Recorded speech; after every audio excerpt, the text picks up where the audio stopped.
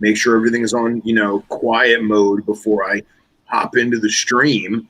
And every time it says, your camera cannot be identified. Your microphone is turned off. I have to restart the computer and do it all over again.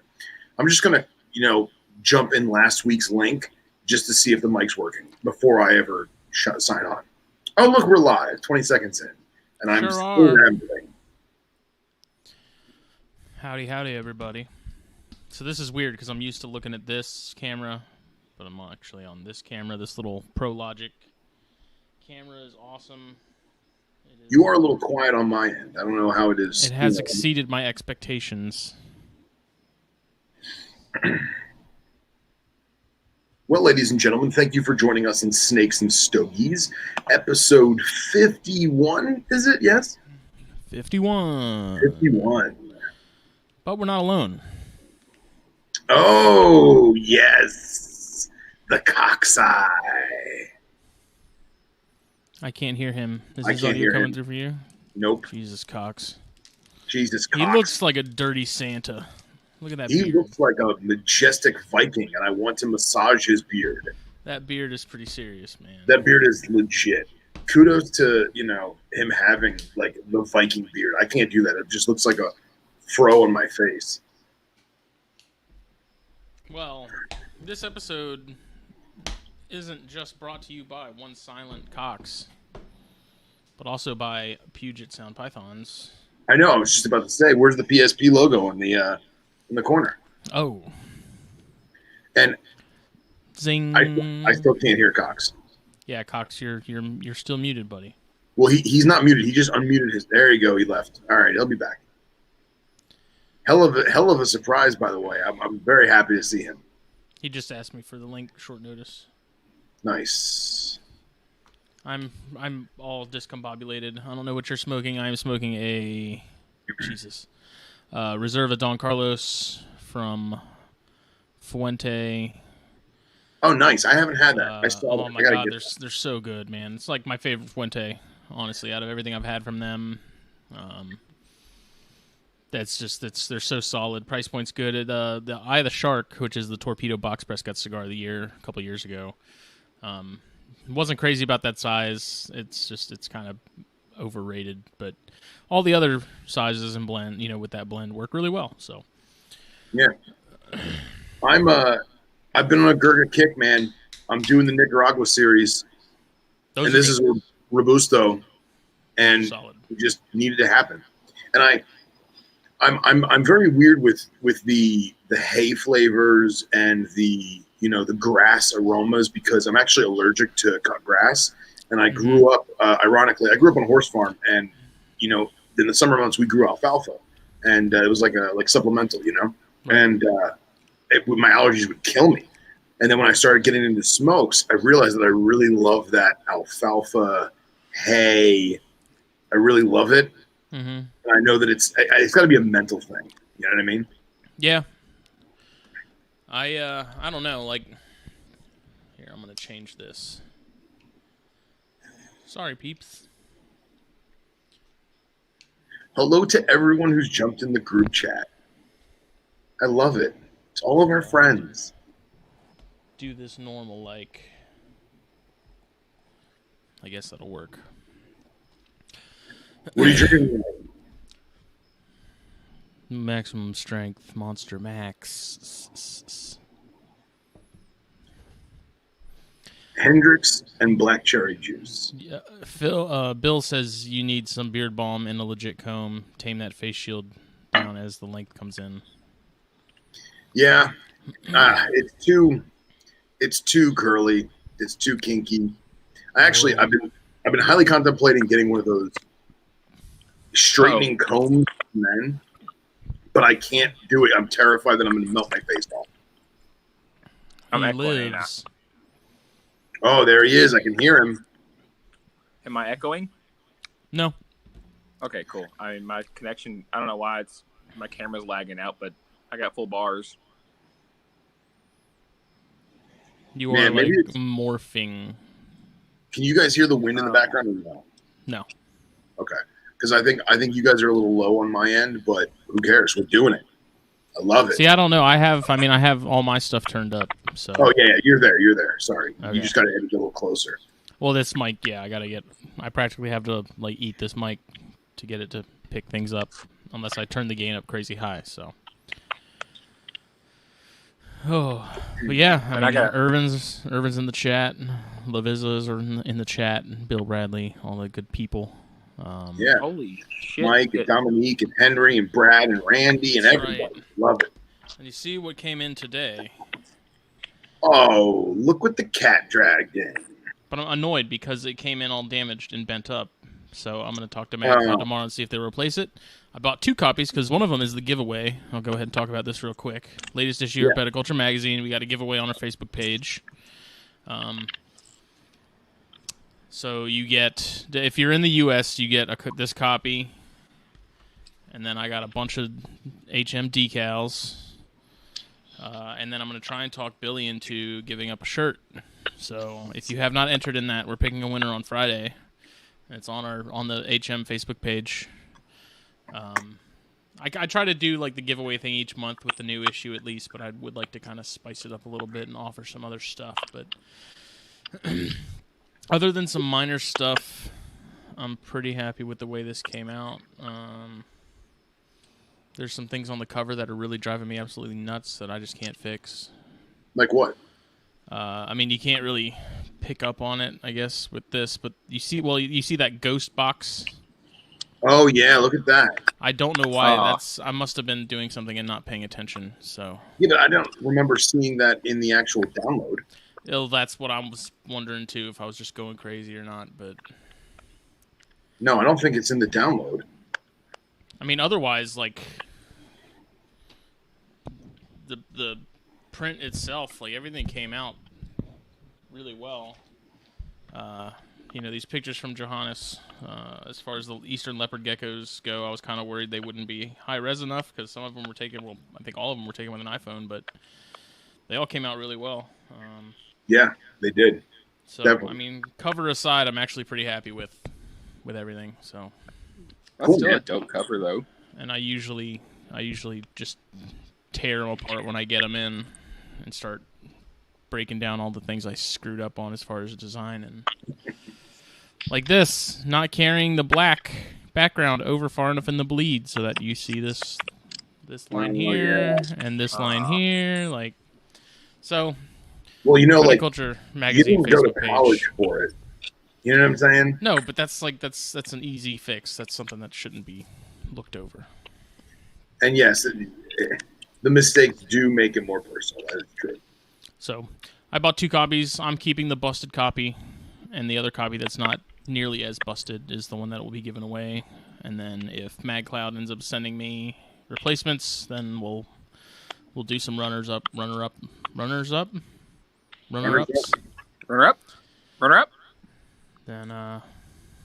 Then we'll give away more of them. So nice.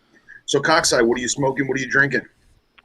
I'm drinking a Rebel Yell, and I'm smoking a Nasty Fritas. Oh, nice. Dude, they're literally cheaper than the regular ones at the smoke shop. So really? Because they're more expensive at mine. Yeah, they're $7.99 for a regular Frita, and the Nasty is $6.99. So. Oh, see, our Papa's Fritas are $5.95, and then the Nasty Fritas are $7.25. So. I think they're all like $12 by me. Dude, they want like $20 for an L40. Yeah. Yeah. See, we sell them for like 16 and change, or we did. The problem is that the owner does not check his prices because there's price increases on cigars all the time. Like things happen, They have to increase prices by 50 cents, $1, whatever. And I'm sure that happens a lot more often than I'm aware of, and that's just because Raj does not double check his prices constantly. And he's pretty lax about the whole thing, which isn't necessarily a bad thing because we still make money. It's just the appeal of South Carolina is our low tobacco tax or non-existent tobacco tax. That's the appeal of it? And our prices are low. So not to change the subject on you, but Jeff just comments that new Knobtails book though, Phil. With little notes. So I spoke with Zoolander when he first kind of leaked that something was coming out about a year ago, maybe. And I was stoked, man. Stoked. And I talked to him and he was like, oh yeah, it's gonna be awesome. You know, we have a couple different authors and we're trying to piece it all together. So they wanted to have it done by last year's Tinley and it just wasn't going to happen. So then they were trying to go for this year's Tinley and obviously COVID kind of messed everything up. But I got word from my boy in Queensland that his book distributor who buys from Eco Universe was offered the Knobtail book. And I was like, whoa. Like, how come the Aussies get it before us? Like, that's not how this is supposed to work. So I went on Eco Universe and there it was. So last week I bought it and I got a payment confirmation, but I have yet to get any tracking stuff. And then today, Mr. Zoolander posts a picture of the book saying there's only, I guess, 4 of them in the country, but more are due in December. And the cover's completely different. Now I gotta get both. So yeah, so maybe I have to buy 2. Maybe I have to collect them all like Pokemon. I don't know.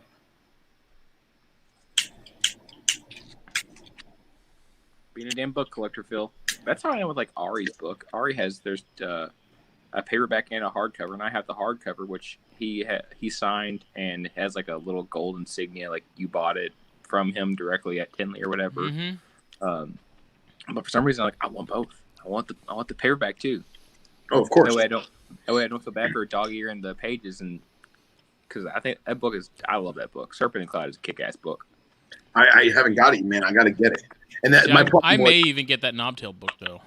Oh no, you have to get it. I'm very interested in that genus. I don't know if I'll ever keep them, but I'm still very I'd be interested to read that.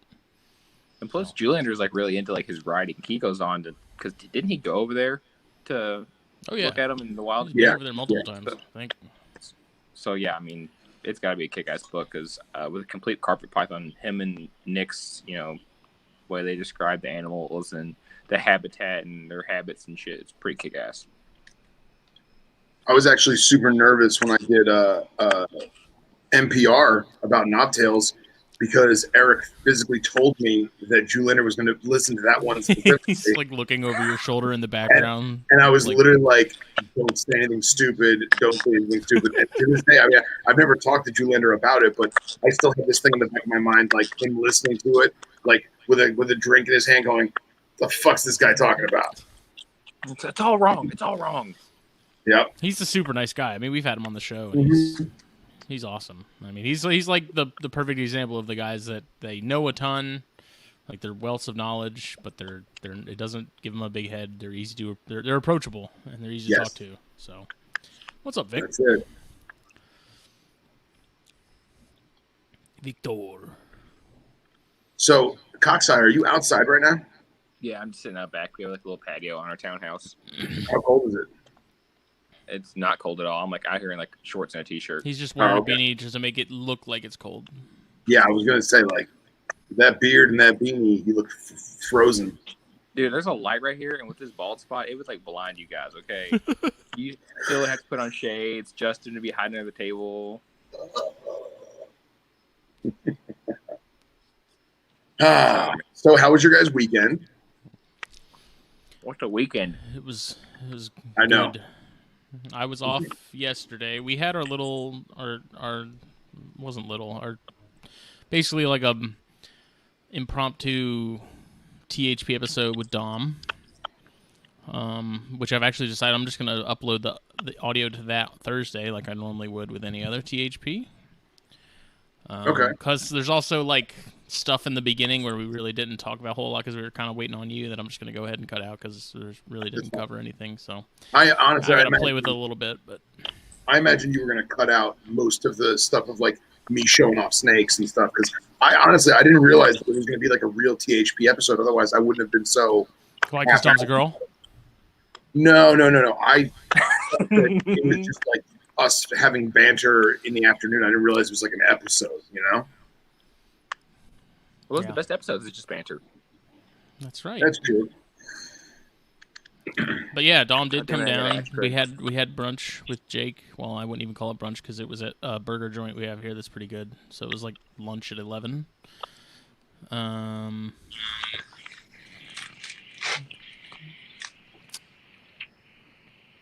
completely lost my train of thought. And she came over. She came over. Brunch? Yep, she came over. She saw chondros and the collection. She met Hector and Archie. Hector. And then we decided to do Katie and the girls had a birthday party to go to. So while they were gone, we did our thing and talked about. She didn't smoke part of a cigar. I still have evidence. This is how much of this is a Robusto, mind you. This is how much Dom smoked of a cigar. I just lit this Robusto and I smoked more than her. Yep. Shameful, Dominique. Shameful. Letting us down. Fucking letting us down, Dominique. No. This is why you buy the cheap cigars for the friends that don't smoke, because they ain't gonna finish them. I have guys come in the shop all the time. I'm gonna buy them, but for a wedding, I don't want to spend a ton of money. I'm like, yeah, you don't, because half these people are gonna get drunk. They're gonna smoke like 2 puffs, and they're gonna forget where they put it. They're gonna put it out. They're not even gonna smoke at all. So I'm like, you buy the good stuff for the guys that you know smoke cigars, and then you buy the garbage for the people that are just want something to smoke to keep up with everyone else. But the difference is, I got Dom a Brickhouse, which are not expensive cigars, but they are very good cigars. They're very good. So I got her a Connecticut, and I was like, this is nice and mild. And immediately she's like, something about, she felt like she licked like a lead pan or something. I don't know how she described it. I was like, oh, my mouth feels like I ate cat litter all the time. It's fine. I watched her do it. She did a great job. She did. Looking like a pro. She was scared. Looking like a pro. But it was good, because we talked about like girls in the hobby and sort of like their perspective on things, because anybody can go watch it because it's on YouTube, but the audio version will be uploaded. We just talked about, like, I mean, there's things that I guess happen in the hobby that we don't see because, A, we're guys, so, it is a boys' club, I will say. No one can really deny that herpeticulture in the hobby or industry is mostly a male-dominated industry. And, I don't know, it's just interesting to get the perspective from outside of our own, but then we also talked about chondros and sort of what it's like as a new person coming into chondros. The experience of that, is it intimidating? Are you dealing with egos? Are you dealing, was it a smooth ride? Was it kind of irritating because people were just too full of themselves? That kind of stuff. So, yeah. No, I was in and out during that episode because I was like, watch some of it, clean a little bit, watch some of it, mess with some fish, watch a little bit, change water balls for the snakes. And what was her summary on like getting into chondros now? Because I'm very curious. You're asking me what it was? What did she say? Did she say it was like super intimidating getting into chondros now? No, I mean, she said it was, for the most part, very. I mean, it wasn't difficult. We covered a lot, so it's kind of hard for me to go back and remember exactly what she said. But it's definitely worth a listen. Yes. Yeah, I'm definitely have to sit down and listen. Which I think you should take the time that you're going to have free on Thursday to record a new episode of the Chondro Cast. I'm just saying. Huh? He has a point. I could.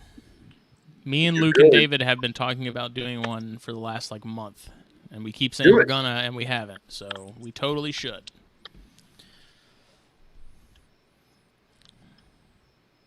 Oh, Bill, where did they come from?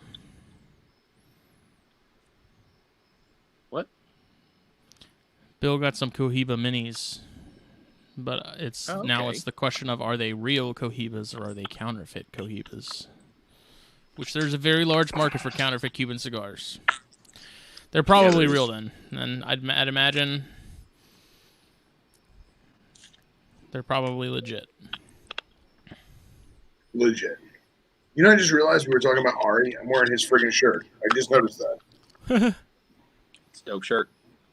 Dope shirt. I haven't read that book. I heard kind of mixed things about it. I had some people tell me. I mean, it was not some people. It was only 1 or 2, but kind of say that it didn't really seem to cover too much as far as I guess the like ecology and natural history of Bolins, and more so sort of it was more of like a travel sort of book rather than a See, I don't own the book, but I thought it was his story of him doing it. I mean, it's still interesting. Like, I need to get a copy and check it out because it's still cool to see. It's an adventure book. Like that's what it was described to me as. And being a chondro guy and wanting to see sort of the habitats and stuff of New Guinea overall, you know, it's pretty neat to, especially recent because we don't have many books that come out about New Guinea at all to where we can get an idea of, you know, we have books from way back when with pictures of landscape and stuff, and obviously things change a lot. So yeah. I have Mark O'Shea's Snakes of Papua, and that book is an amazing book, but it's extremely dated. I didn't even know he did one. Oh yeah, that sounds like a book I want. I'm not surprised. What'd you say, Gox? I said sounds like a book I want. Oh yeah, it's an awesome book. It barely touches on green trees. There's maybe like 4 pages on green trees, but then it goes into locality pinpoints of where they found choice specimens. And that's really cool. And it's got tons of maps in that book. That's but again, one thing that's one thing I wish we had is like a book just of like a section of Papua. Here's pictures of chondros found in that area, just broken down by like I guess quadrant of subspecies. Right. And then you can kind of see that you're going to get some that look very similar to other localities, but they're not the same. Kind of like Alterna, but let me see. Mike said it's the discussion with Dom is a difficult subject to have a discussion on. You guys handled it well, very productive. So, well, thank you. And then Laviza said that's very true. I've been treated like shit a few times, but then there's guys like you guys who don't treat us like shit, which is cool. So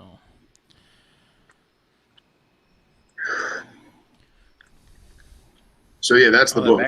Oh, okay, I've seen that.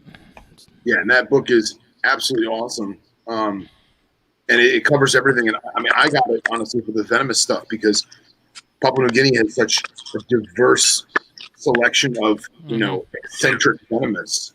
You know, everything from the taipan subspecies and the Pseudechus species, and the small-eyed snakes and stuff. And it covers a lot of really cool resources, and he kind of breaks it down by harmless and mildly venomous and super duper venomous. And again, the maps are awesome, and his pictures are actually really, really good pictures. But it is dated, and I'm sure with like Natush's stuff on the green trees and all the stuff that David and Owen did with the taipans, I'm sure there's a lot that can be updated. That's a crazy thing. If you think about Papua, that's literally like another planet because it's super remote. Not a lot of information comes out of there unless people are like, yeah, I guess I'm okay with being headhunted. Yeah, this is fine.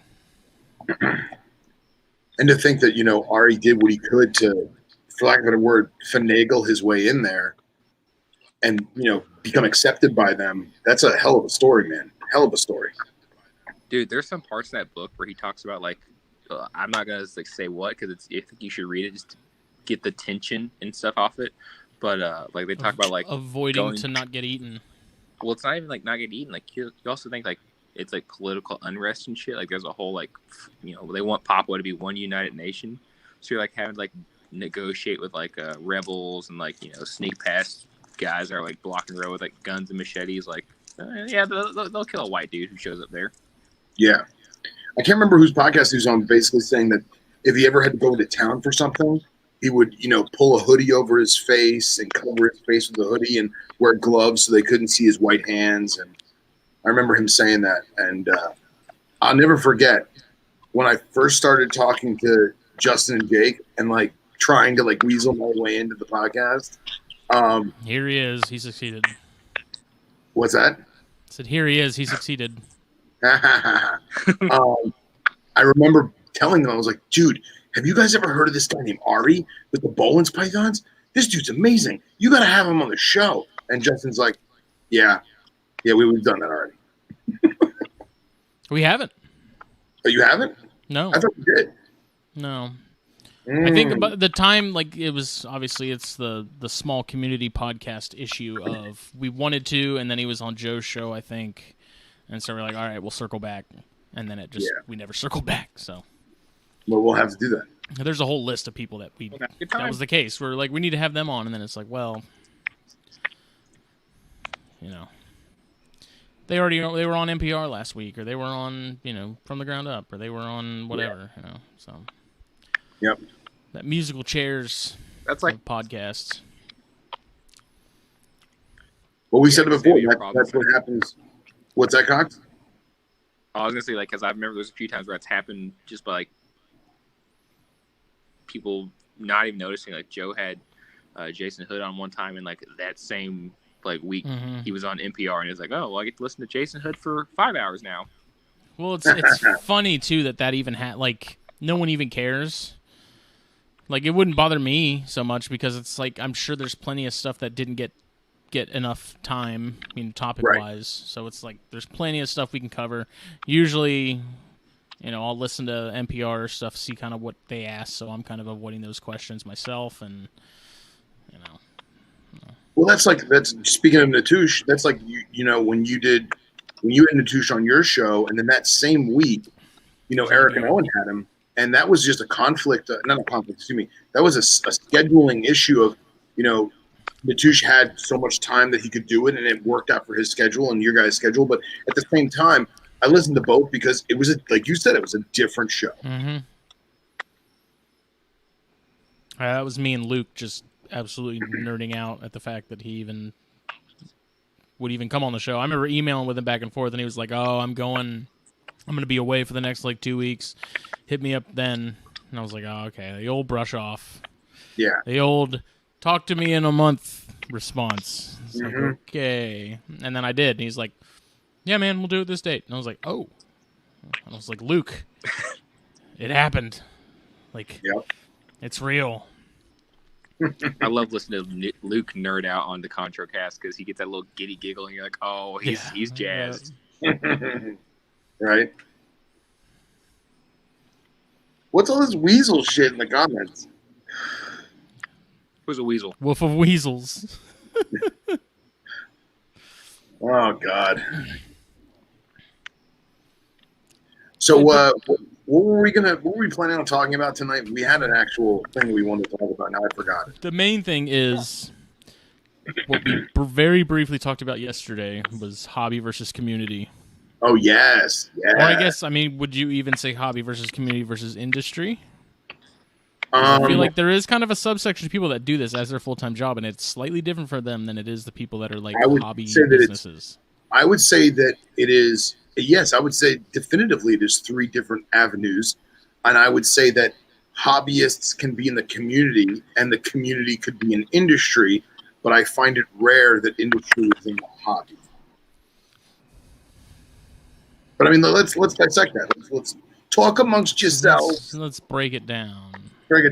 So the conversation, pull the secrets out of Cox's beard.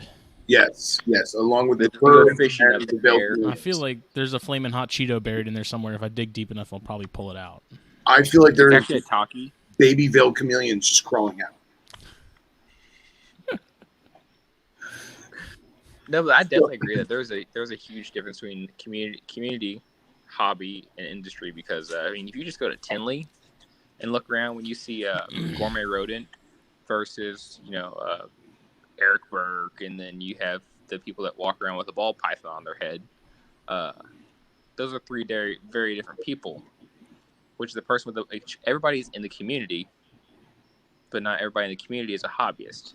And then I say the hobbyists are the people who like flirt with the idea of becoming full-time industry, like wanting to have a warehouse full of racks and do that full-time. But it takes a certain crazy individual to do that. But now, see, I think it's interesting. They flirt aligned with it. I think it's interesting that you just mentioned that the hobbyists are into the community. When I have, I'll use my cousin for example. My cousin is very enthusiastic about reptiles. Is he enthusiastic on the same level that we are? Absolutely not. He thinks they're super cool. He has 5 or 6 animals in his home that he keeps in naturalistic Bavaria. Is he researching plants? No. Is he researching substrate layers and different, stuff and lighting? No. He goes to Underground Reptiles retail store. He said, I want a bearded dragon. He got a setup. He then evolved that setup to be a little bigger, a little better, and he knows how to take care of it, and that's it. And he loves his bearded dragon, and he plays with it and takes pictures of it and has fun with it. But he is not interested in the community at all. It's just not his thing. And I feel like I see a lot more of that from hobby with parents that buy their kids a pet, and the kid may evolve to be in the community, but the parents are never going to be in the community. That's just a hobby for their children. You know what I mean? Yeah. I think it's not necessarily What was that, Ryan? Look at him staring gallantly. Did he freeze or just deep in water? I don't know. Both. I think he froze. Really? Dominique, screenshot that. He's majestic as hell. That's a Boss Feelings meme if I ever saw one. That is majestic. With the light. Too busy chasing people in their dreams, I forgot to chase my own.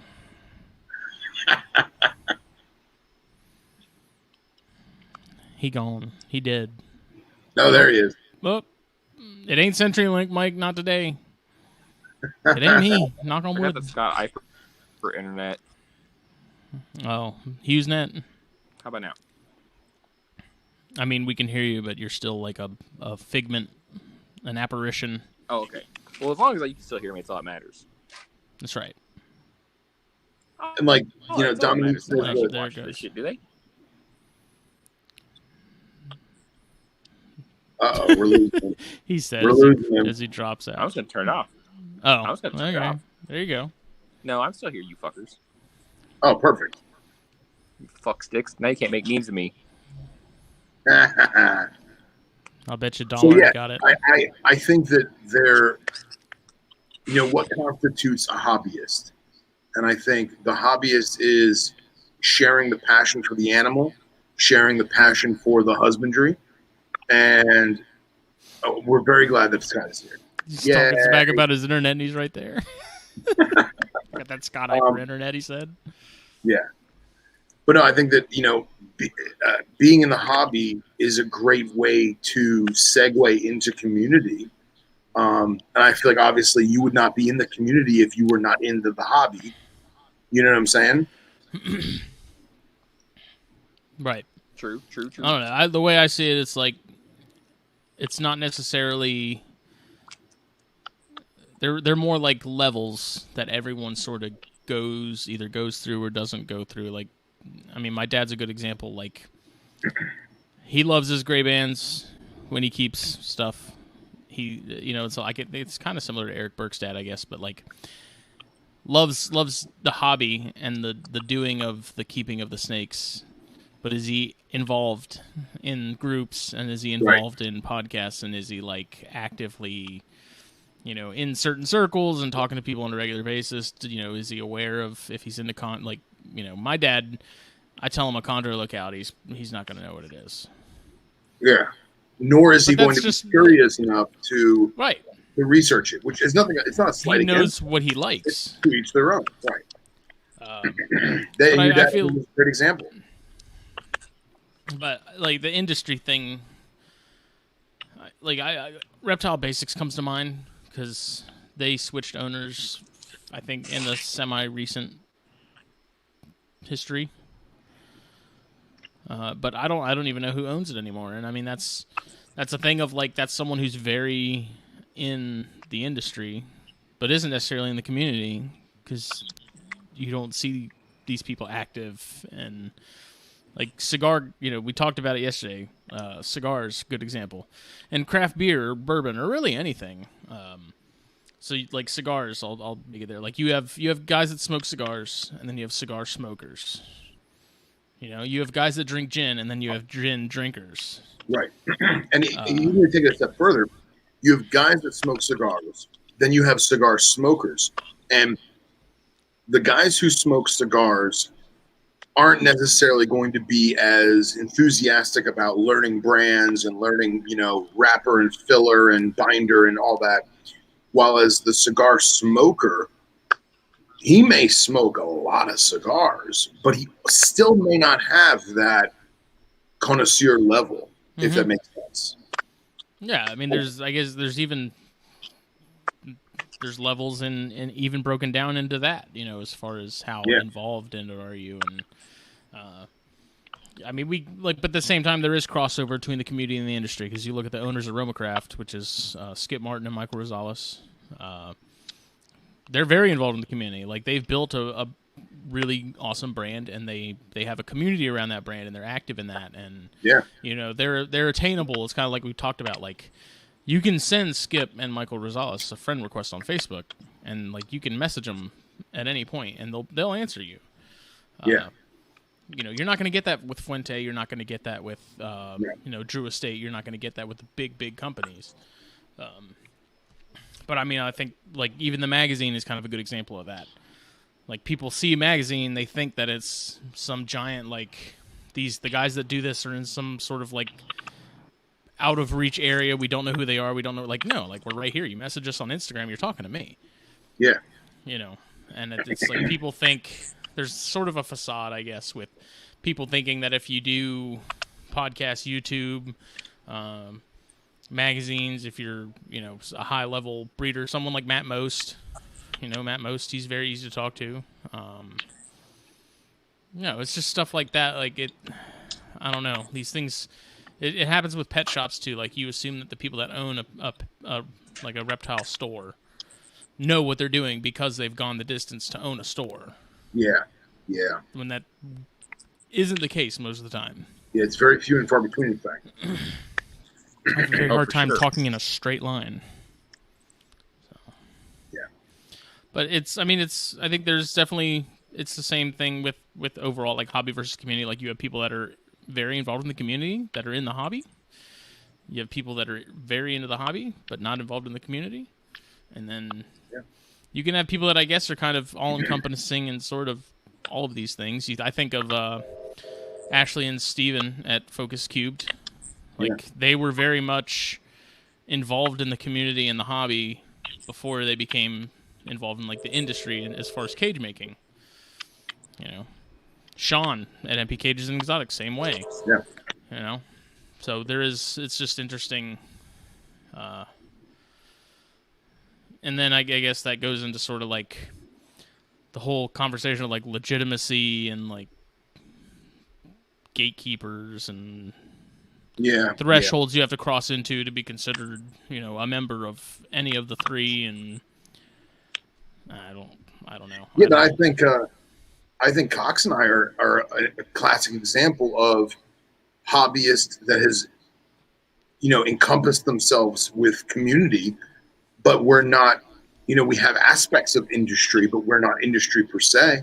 I don't want to speak for Ryan, but Ryan doesn't have his beard. Ryan doesn't have 500 retics, but Ryan, I consider a viable wealth of knowledge in that field of animals. And do Ryan and I. He's the guy to talk to if you want to know anything about ball pythons. For sure, yeah, I'll tell you everything about that. Them sub-Saharan ball pythons. And I think about myself and how I produce stuff, but I'm not keeping my animals to produce them and make a profit and do that. I keep the animals because I love the animals, and eventually there may come a time when I am selling an animal for profit. But if I didn't have this show, if I didn't have my friends that I have in this community, I would still keep the animals and I would still be the hobbyist. But I feel like I've reached out to find a community, and that has put me in the community spot. Does that make sense? Yeah, Jeff hit it pretty well. He said being able to talk to people we look up to still amazes me. I fangirl all the time, and that's the case for everybody. Legit. Like the fact that I can message Eric Burt, Rob Stone, Harlan, like people that Trumpauer, guys like that have been in the hobby a very long time, the community for a very long time. Scott Eibert is so much literally right watching and listening to us right now. And how many breaking times have we eyeballs talked for about you. that off camera? Yes. Yes. The fact that Rob Like Stone is your there's hero. always a. Was that I right? got that. I have to buy that shirt I still. Oh, the Rob Stone shirt? You get that. That needs to be a shirt. Rob Stone is my hero. Yeah, we have to make those shirts. I'm going to wear it. No one's gonna know what it is locally, but I don't care. It's gonna be amazing. That's when you sit there and tell them, let me tell you about our Lord and Savior, Rob Stone. Exactly. And just to go back to what Jeff said, like, I remember the day, and this is so, like, cliche, but I remember the day that Rob Stone messaged me on Facebook, and his opening line was, I thought we were already friends. What the hell? And then he proceeded to give me advice on Hidden Monsters. And it's like, that's amazing. You know? It's amazing. Oh, man, Cox, she got it, buddy. You are now a meme. Oh, yeah. Send it, baby. Send it. Let's throw it up. Oh, it's so I hate her so much. Dominique just text me. Check your Facebook Messenger. Here we go. What do we got? What do we got? Okay, Dominique. That is what Jeff is saying though, and what we're talking about with people that we look up to enjoying the stuff we do. Like that's I feel like that's something you don't see in a lot of hobbies, communities, and industries. I don't think you see a lot of it at all. Anything. Look at that. Too busy watching people live out their dreams to actually chase them myself. That's so fucked up. You know who you look like? You look like Brad from what was that? It was like Cigars Daily or something. It was him and Tim. He looks just like. I gotta find it.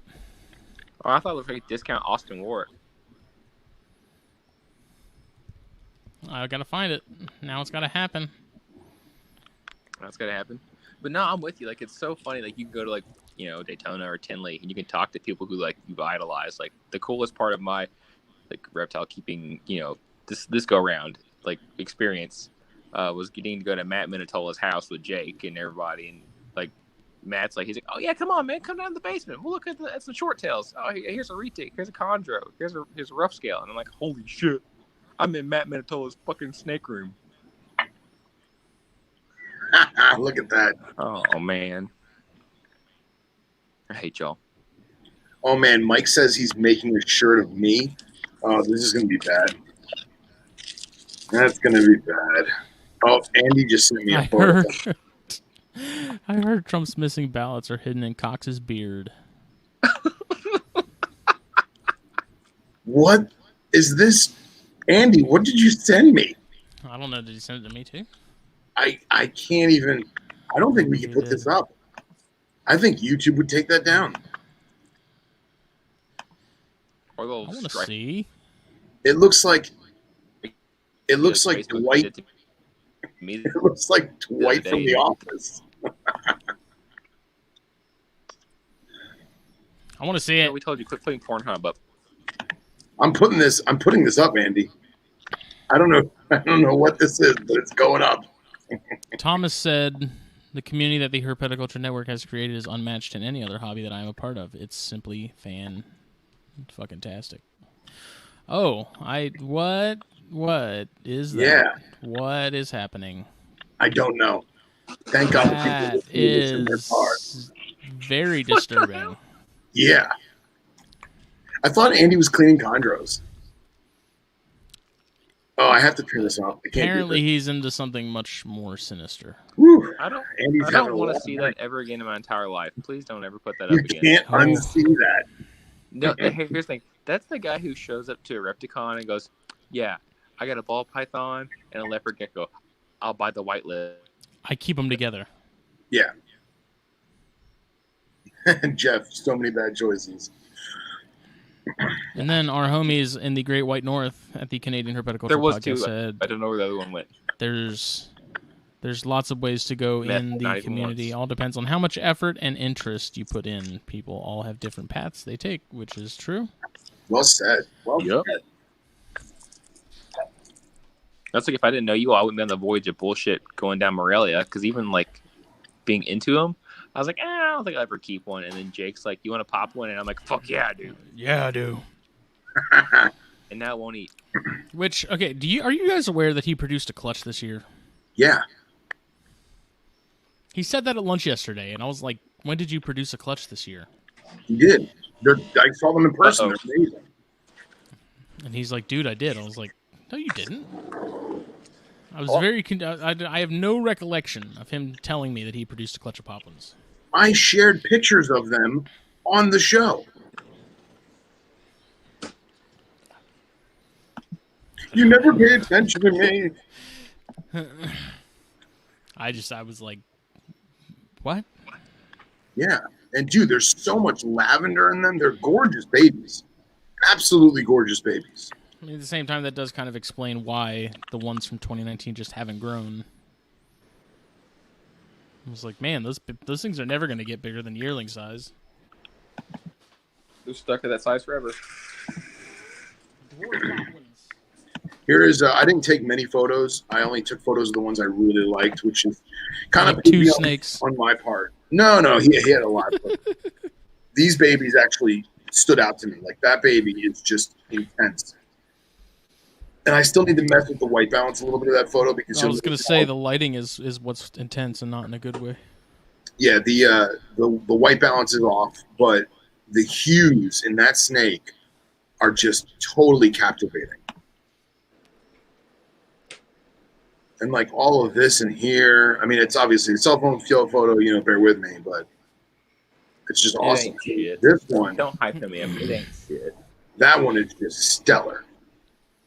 Yeah, man, those, like, when you get that purple pop one, the ones I had years ago they were M-Pen lines, boy, those things were, when they shed, they were straight up lavender in between the bands. It was incredible. Incredible. And then this one, there's one more photo I'll show you. This one is one of his, I don't remember if Billy produced this one, but this photo just does not do it justice. That animal is so intense.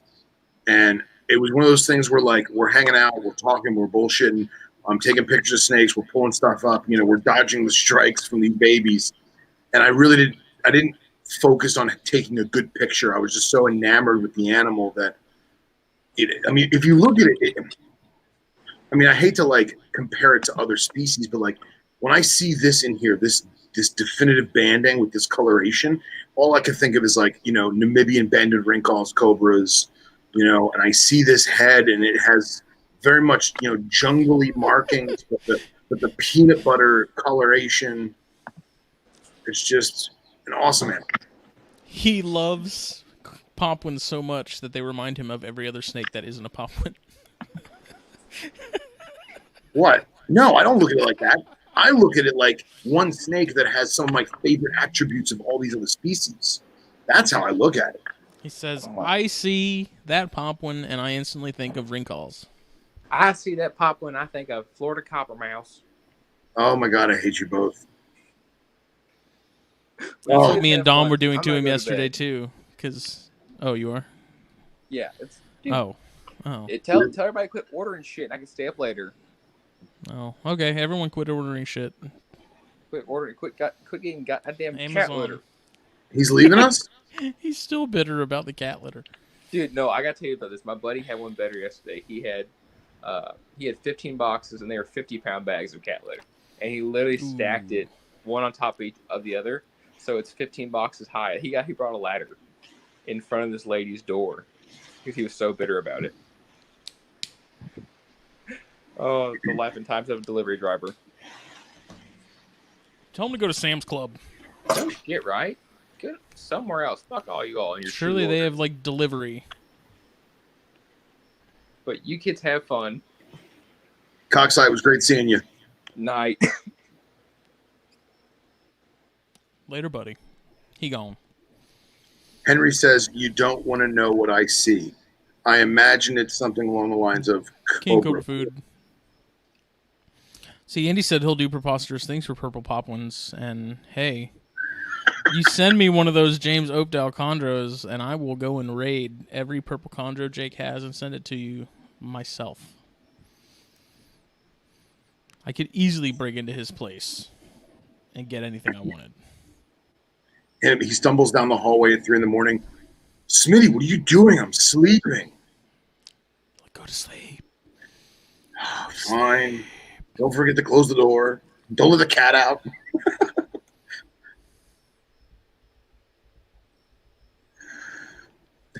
Mike, Phil, it will not breed with I'm bummed.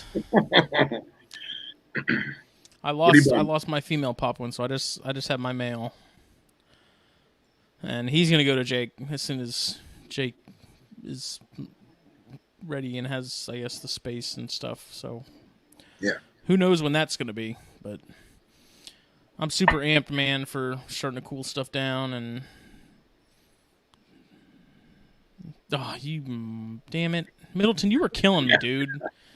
He's got like instant close access to some of the best chondros in the freaking country, if not the world, and just best snakes in the world. Constitutes most of his collection is just incredible chondros, and I'm sitting here like trying to figure out which kidney I want to sell to potentially get one, trying to decide if I want to do the left or the right. Maybe donate blood and semen. Not mixed together. Not mixed together. Sell my lawnmower, maybe the cat. I don't know. Don't you dare sell that poor sweet Hector. I can sell a whole clutch of basic Biox and maybe get one of those chondros. And then I'm sure I will get it and it will die. Don't say that. Why would you jinx yourself like that? Can we go back to the whole herp community hobby industry thing? Yes. We really didn't. We kind of, departed from that. Yes. So the general consensus is there's nothing wrong with any of them. And there's nothing says you can't be in all three. But I do find it very interesting how certain people are more than content with just the hobby aspect, and other people, look for the community value of it. And then I know value that's there. There's a lot of value. There's a ton of value. Look at all the friends that we have. Look at the friends that I've made in the past 2 years alone. Is amazing. The international friends, the nationwide friends. I think it's fantastic. That's why I love doing it. That's what keeps me doing it, to be honest. No, I mean, we definitely, like, as far as our, I don't want to say clique, but like our gang and our little sort of crew, it's awesome. Because, I mean, yeah, it's like us who talk on a daily basis, but then it's also, Mike and Andy and everyone that's in the chat, we all talk to on a pretty regular basis. And like, it's awesome. It's, it's the same thing. Like, meeting guys like, well, I guess digitally meeting guys like Nipper, but knowing that, like, if I went over there, they're cool. Like, we can hang out and he's not going to murder me. And, that's always nice. So. Absolutely. And I feel like they may pay me to keep my semen. That's possible. I was going to say is we make the jokes and we make the assumptions, but if you'd asked me 10 years ago that I would be friends with someone in the UK and we would be legit friends, having never met in person, to the point where if I did cross the pond, he would welcome me with open arms, I would have said you were crazy. That's the friends on the internet. What is it? Some creepy guy in his basement? No. Isn't it interesting how that's changed? You remember, not that long ago, it was one of those, you're friends with them on the internet, you don't even know who they are. They're probably a serial murderer. Now it's the complete opposite. Yeah. So hello, Keanu. I'm sorry, I can barely hear anything because the rain is just so freaking loud. Oh my god, can you hear that? No. Oh my gosh. I'm like really hoping the wind doesn't just change, Oh my stars. We can hear you fine. I imagine so. I'm doing my best to not change my tone of voice. I may have to go get headphones. Then again, it is Florida, and it may stop in 10 seconds.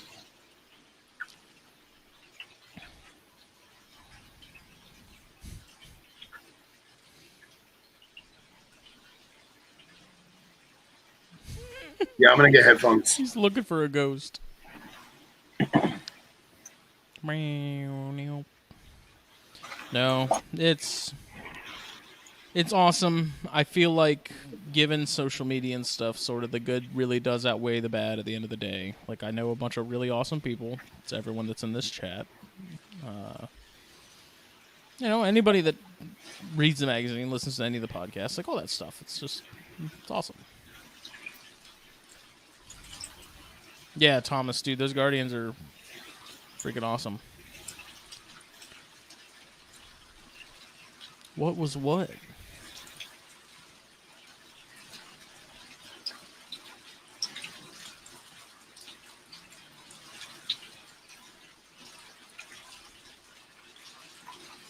Later, Bill.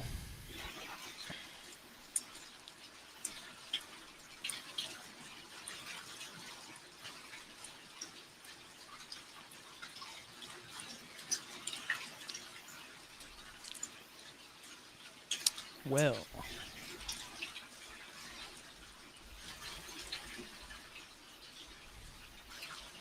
There he is.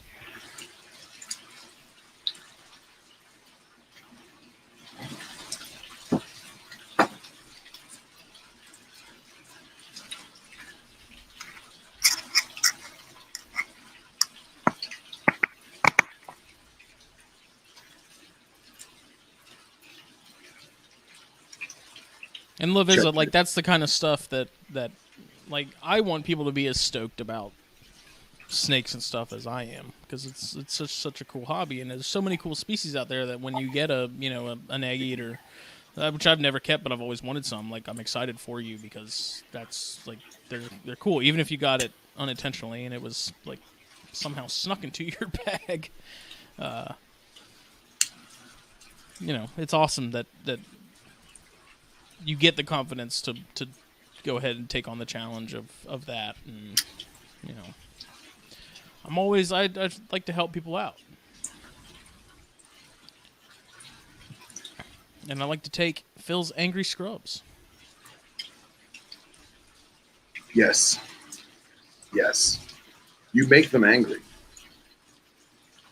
I was gonna move. I had so much stuff I wanted to get done today that I just never got to. So, A, we got a new neighbor at the end of the street. B, he has this pit bull who's like the sweetest dog ever. And there's a hole in his fence, so she gets out. So, like, literally all day I've had this dog just wandering around the front of the house, and I've been out hanging out with him. I ran and cleaned mice and ran to Tractor Supply and all that other stuff. And then this dog is still there, and so this guy works like crazy long hours because he didn't get home until like 8. So I've had this dog all day, and I felt bad because she wanted to, like, go with me everywhere, and I almost took her with me into town because I was like, I don't want her to just roam the street. She didn't have a collar or anything because I think she slips her collar, and that's how she gets out. But you knew it was his dog. Well, yeah, because he got out the other day and Katie found her. Okay. She got out the other day and Katie found her, and so he came out looking for her, and Katie was like, "Oh, here he is." So it's. And I saw it looks like Archibald plays well. Yeah, I mean, at first this morning when I walked, I walked out the front door to walk Archie like I do every morning, and the pit bull's name is Maya, and she came like she was moving at a pretty brisk pace, so I like saw really just built pit bull, and I'm like, oh crap, like what's going on? Because Archie's kind of weird about other dogs at first. It takes a little while to kind of warm up, especially bigger dogs. So I was kind of like, oh, here we go. And so they kind of started like growling at each other at first, and then after a few minutes, Archie was like, oh, okay, you're cool, and I'll start running around and playing, and then they just chased each other around the yard for most of the afternoon. But I didn't want her to roam free because people are going to see a pit bull and freak out and think that it's going to murder their whole family and then go after their relatives in another state. And right. You know, she's really is like the sweetest dog. You know, she very well behaved. Walked right into our house. I was like, wait a second, we got a cat in there because I know that dog chases cats. And I was like, you can't have Hector. Sorry. Yeah. That's good, man. I'm sure Archie like, running around and playing, and I'm sure tired of that a little bit. He needs more friends. Do you think that the guy is going to fix his gait, or do you think it's going to be one of those things where, the Smith household will take care of my dog for the day? Better. I mean, if it is, then we're keeping that damn dog. If that's going to be the case, then that's my dog. Well put. I didn't almost feed Hector to the Brettles, Dom. I was showing Dom all the snakes and stuff, and Hector got into the snake room, and I was showing her the big Brettles. Mm-hmm. And I opened the front of the cage, and he kind of started coming out, and she's like, wait, what about Hector? And I was like, oh, shit. Like, that's a very real possibility. So yeah. I kind of shoved him back in there and then closed the door, and then found Hector and kicked his ass out. Is he still going underneath that one rat snake rack with all the wires and everything? Yeah. Everything. Dude, he has to find those wires. He was like swatting at one the other day, like, because I guess he thought it was alive. Because now he just sits at the bottom of that one rack that has all the bears and stuff in it, and it has my female hognose in the very bottom. And he sits there and hits the glass with his paw, and that hognose, of course, like spazzes out and hisses and like bangs her head against the thing. It's just yeah. I had to lock him, like put him in the bathroom while I cleaned cages today. Like I did complete substrate changes on almost everything. Like got a big ass bag of Aspen and everything. And so I was like, I'm not gonna play this game with you while I'm doing this. It's not happening. So he got put in his little cell for an hour or so, hour and a half. The dungeon. Yep. Dude, that first night. The bathroom. Yeah, and just to paint a picture, it's a beautiful bathroom, and it's not like a prison cell. It's a nice guest bathroom. And it has a kitty litter pan and some toys and a little bed, and it looks cute for the cat. But that first night when I was sleeping on the couch, for that first 20 minutes before I passed out, all I heard was meow, meow. Yeah, and he plays with the little door stopper thing. The little springs on the bottom of the doors. Yeah, he plays with that all night long. At this point, I just ignore it, but... Yeah. He, like, jumped in the shower with Katie the other morning. Oh, really? I don't think he knew that the water was, like, on, and he just jumped in there. Like, homeboy has no fear, dude. He's too cute for his own good. Yeah. It's almost gross how cute he is. His only saving grace, because he's an asshole. Actually, I'm pretty sure I have some pictures from when I was there of Hector. Jeff, hit me up. Because he wants to pick my brain about setting up this summer's Northwest Carpet Fest, because they are hosting. Which means, Phil, that we need to go out there. Okay, when's that going to be? I don't know. He said this summer, so... Okay. I hate planes so much, man. They make me so nervous. Look, this is what you do. You fly down here, and then you and I can do it together. I'll hold your hand.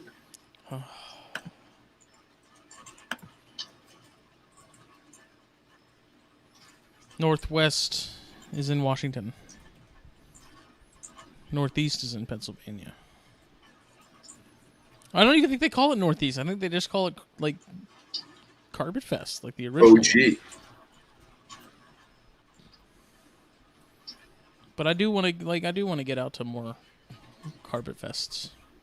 Because only going to Southeast is, I mean, it's cool and all, but I haven't traveled a whole lot, and it would be nice to see other parts of our great country.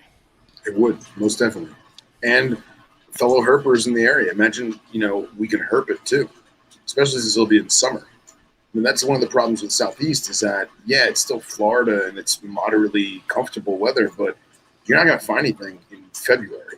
I mean, if you do, it's on roads and it's got to be a warm day. I mean, I would love to go to, like, Montana, man.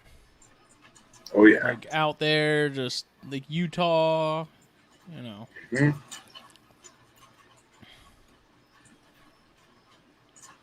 Jeff, if you're planning it, buddy, I got plenty of tips for you. We have been talking about a West Texas trip. Whenever that's going to happen, we don't know. Yeah, we got to figure that out. Because I want to go to Tinley. Daytona's next year, which we're planning to vend. There's a lot of stuff. Yeah. I don't know. I feel like if I had to choose between going to Tinley or Pomona and then going on like to a carpet fest with herping, I would definitely do the carpet fest and herping. Hands down.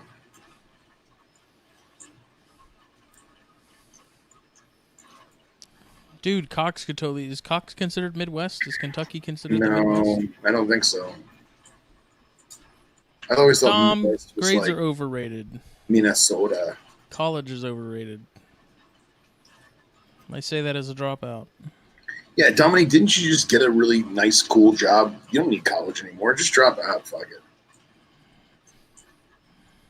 Be bougie. That was a joke. Don't do that. Yeah, I think the closest thing to a Midwest one, I think, is the one in Texas.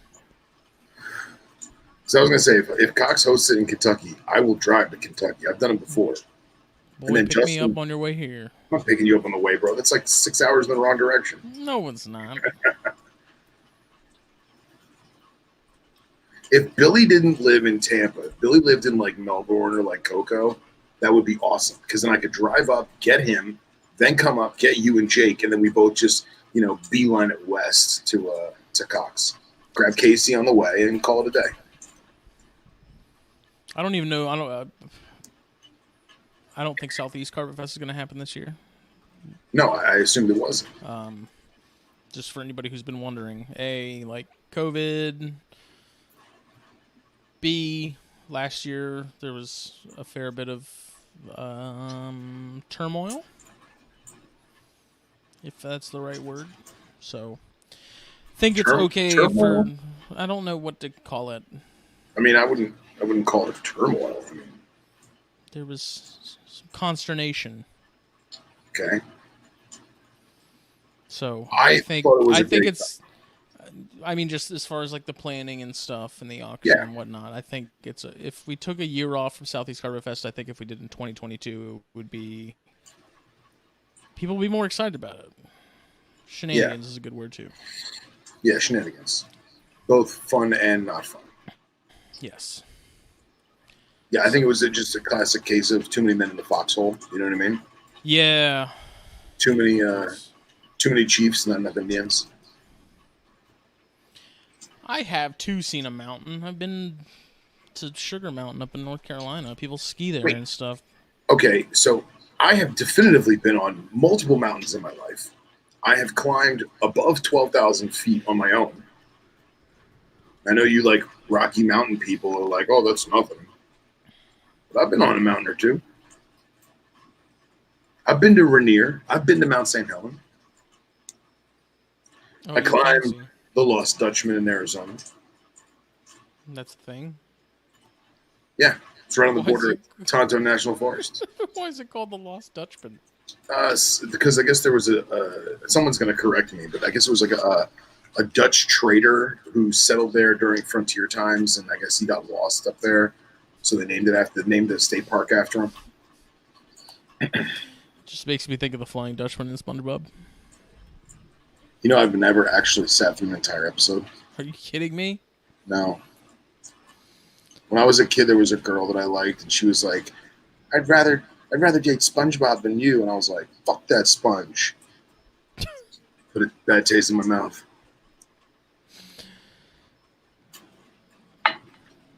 Miss Ratliff is out. We will see you later. Bye. Ratliff. Love that. Peace out, Girl Scouts. Phil was in fact a Girl Scout. I was not a Girl Scout. I was a Boy Scout for like a year and a half, 2 years. Went on some campouts. It was fun. Not for me. See, Andy, that's funny because Andy says if anybody finds themselves in Connecticut, they're welcome to come by for a good time. Look, the best part about going to Connecticut is? What? Getting the fuck out. See, I lived there as a kid. My dad was stationed in Groton at one point, and out of all the places we lived, I'm not going to lie, Groton was my favorite. Really? And we lived in Hawaii. That's really bizarre. Groton... Do you have like Stockholm Syndrome or something? No, dude. Groton was just gorgeous. Like any time of year, like especially fall. Oh my god, it was amazing up there, dude. I'll take your word for it. That was like the one place that if I could go back to visit, especially because I mean Groton's on the coast. Like it's not. I don't know. I didn't go anywhere else in the state of Connecticut. I just went to Groton. So my exposure to that state was awesome. I think my favorite place to visit in autumn is a small town that's about an hour northwest of Fairfax, Virginia, called, I think it's called Littleton, or Littlefield. Might be Littleton. But my friend and I were doing like a historical vacation. We did a road trip. We did Manassas and we did Gettysburg and went to DC and stuff because I had done all that stuff as a kid and he's from Florida. He'd never did it before. So we took a week and visited some, Civil War battlefields and stuff. And we found out there was a gun shop that did strictly collectible militaria pre-1945. And it was in this little town of Littleton. And when you drive up there, what's that? Little town called Littleton. What a concept. Yeah. Anyway. Bizarre. When we're driving through, it was November and like, I'm not thinking about it, but you're in the tippy top of the Appalachian area and it was breathtaking. And like, I found myself like having delusions of Copeland, Appalachian Spring, and it was just an awesome, beautiful place with cool old guns. I have heard like upstate New York and everywhere except New York City itself is really pretty in the fall too. Yeah. I wouldn't know.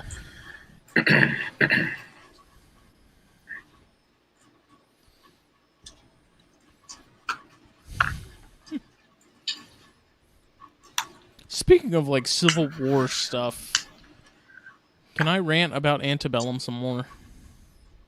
Antebellum? That movie I was watching the other day at work. Go ahead. First of all, what is the premise?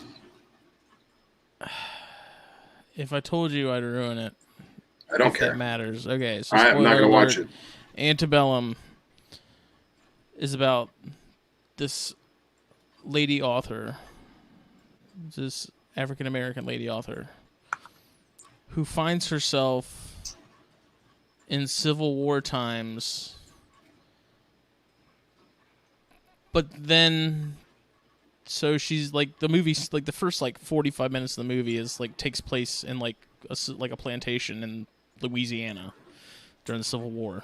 Okay. And then she wakes up and it's like modern times and she's an author and she's doing book tours and stuff and she sees these people that are like the same people she saw on the plantation that were like running the plantation.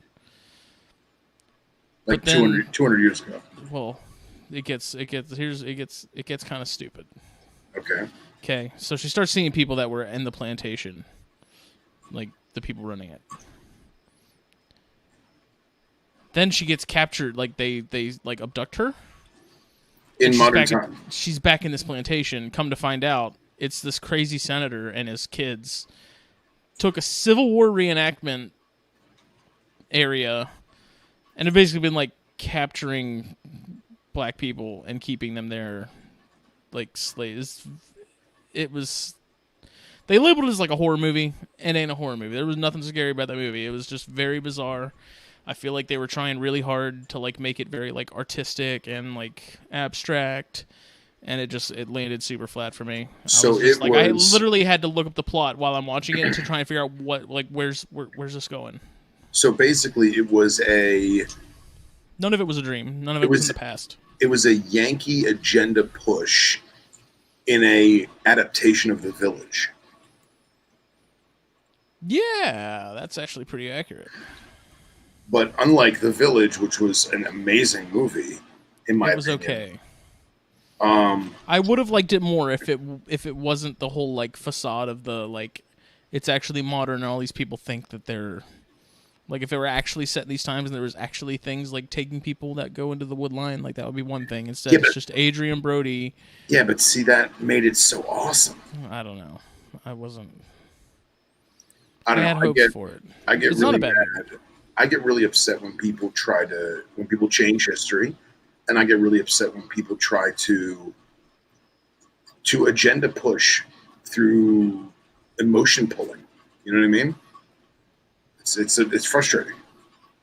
It's just the what was so frustrating is like the trailer to Antebellum made it look like it was really interesting and really cool, where you're like, wow, I have no idea what this movie's supposed to be about. Like, clearly there's things happening, and like, and I watch it and I'm like, they're trying too hard to make it, I don't know what the word is, to make it like intriguing.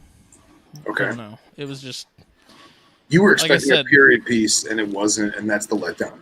No, it was just because I would much rather watch a period piece than a time travel thing or like a flashback. It would have been more interesting had they made it like a time travel thing or something. Okay.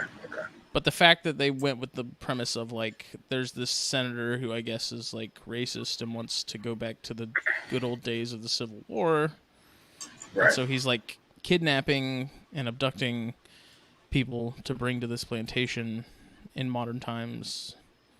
It was like, what? Like if this is trying to make a statement, which I'm sure it was kind of like, you could have done it better. Yeah, it's basically, rich white people are bad, and that's the end of the movie. Jeff is doing a beautiful segue of, are you guys pairing any snakes right now? He's tired of hearing I'm a movie guy, man, and so I was super excited when I saw something it looked different, and so I was like, sweet, this looks really interesting. And yeah, Miguel, it does sound like a whack episode of Black Mirror. It does. I never saw Black Mirror, but it's cool. You gotta watch it. But it's bad when I have to go on Wikipedia and look up the plot to figure out what direction this thing's going. Like, what are we doing? Like, what's happening here? Because the first hour, you're like, what? It's not a what's happening, as in like you're actually like involved and you're like, oh my god, like what's going on? It's more like, what's happening? Yeah. Speaking of pairings, so I guess I can tell people now. Yes, rant over. Antebellum, 2 thumbs down. Down. So I have a Southern Copperhead that was given to me by Marcus. It was a middle Georgia locality. I don't know exactly where. And the thing's amazing looking. Absolutely amazing. Textbook specimen. And then my friend JT wound up getting another Copperhead. He lives up in... wow, now I can't remember the town. Anyway, he lives it's northeast Georgia, and the animal's amazing. No spots on it at all. Great rich color, beautifully faded saddles. So I get the animal, and it had bad shed stuck around its tail. And I haven't really told you when I told Justin about this, but I went to soak her, and the shed was from the wild. And I'll specify that. It was a wild-caught animal that had a bad ring of shed in its tail. Jungle skin. Bad jungle skin stuck around its tail, and I didn't think anything of it because it's a wild animal. Like it's gonna shed and everything's gonna be fine. Well, I guess the transition from being in the wild to my care, it dried out and became really bad. And when I went to soak it and I went to pull it off, before I even touched the tail, it's not like I degloved it, but before I ever touched the tail, the skin had come off, and there was the bone tip of the tail was there, and then 2 bands of exposed muscle tissue. So I cleaned it best I could and did some antibiotic cream, and it looked like it was doing well. And then yesterday after our episode, I noticed that there was blood smeared around the rim of the tub, and the tail is turning black, and it's going to go gangrene. I know it is. And now I'm debating how I want to handle it, if I want to let nature take its course, which may not be the most humane thing. But at the same time, I don't know if I can take it to a vet. I don't know if a vet can really do anything for it. And I don't think the animal should be put down just yet because it's still active and alert. Right, and still it's not exactly sure how bad, where it's going. Yeah, I don't know. I don't know the extent of nerve damage or what, because I have other snakes that they were wild caught that had no tail. And I don't think it's going to be an issue with the snake's health, providing that the infection doesn't compromise its immune system. But I was planning on doing a quick cycle with her and then pairing her with my male. Now I think I'm just going to keep the temps consistent and it providing that it's healed by spring, I'll just pair them with spring as if it was natural.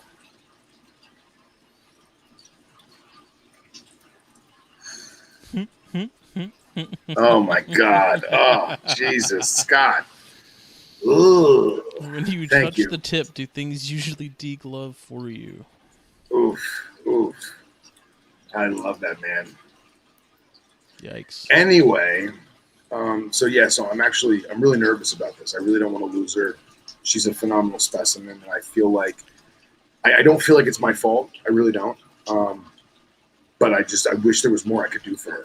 And I know that if I take her to a competent vet, it's either going to result in a bad amputation and or euthanasia. I don't want to do that. I don't think it's fair. What's something that I really have been wanting lately that I need to hunt down and find is a book that is specifically subject on snakes. Like I want in-depth information on like how the nervous system of reptiles works. I want in-depth information on how just like medical, like anatomical, physiological, like I want information specific to reptiles, and I want a good detailed book on that. I don't know if one exists. I imagine it probably does in some kind of zoological textbook, but it's probably above our pay grade. I want something that breaks down like reptile vision and rods and cones and reptiles. But do we really know? Where they don't. I feel like we're constantly learning more about it. But you think about like when medications are administered in snakes, it's not just like pick a spot and inject it. Like the way their system works, you have to inject in like the top third of the body. Because in order for that medicine to get to where it needs to go, you have to, like, their circulatory system isn't the same as like ours or mammals. So, from what I understand, I mean, my vet buddy explained it to me, and it made sense. And that was a while ago, so it's kind of fuzzy for me. But I wish I had a book that basically broke down like, here's why you can't do this medically with these snakes, these lizards, these turtles, like right. And I probably do, Henry. And I have one of the herpetology textbooks, but I don't believe it goes into great detail about it. But I do want to find something that, because I'm super interested in that all the time. Like, just general, like, I'm so horrible at explaining things. I just want to know this kind of stuff. Like, I want to learn. Of course. Like, because we all, like, a lot of people, I feel like, don't know the general anatomy of most snakes as far as like organs and like vestigial lung, the main lung, that kind of stuff. Yeah. Like, how their livers operate compared to livers of other animals, how their kidneys operate compared to other animals. Like, that's kind of stuff I really want to know, because I feel like that's something that will give you like a very large leg up. Yeah, and how we keep things. When you notice urates are a greenish yellow, that's usually a sign of like kidney damage or gallbladder problems. But why? And how about this? How many times have I noticed an animal that had a yellowish tinge to its urates, and several weeks, if not months later, it's back to normal? I would think that would just be like a dehydration thing, but who knows? It could very well be. I don't know.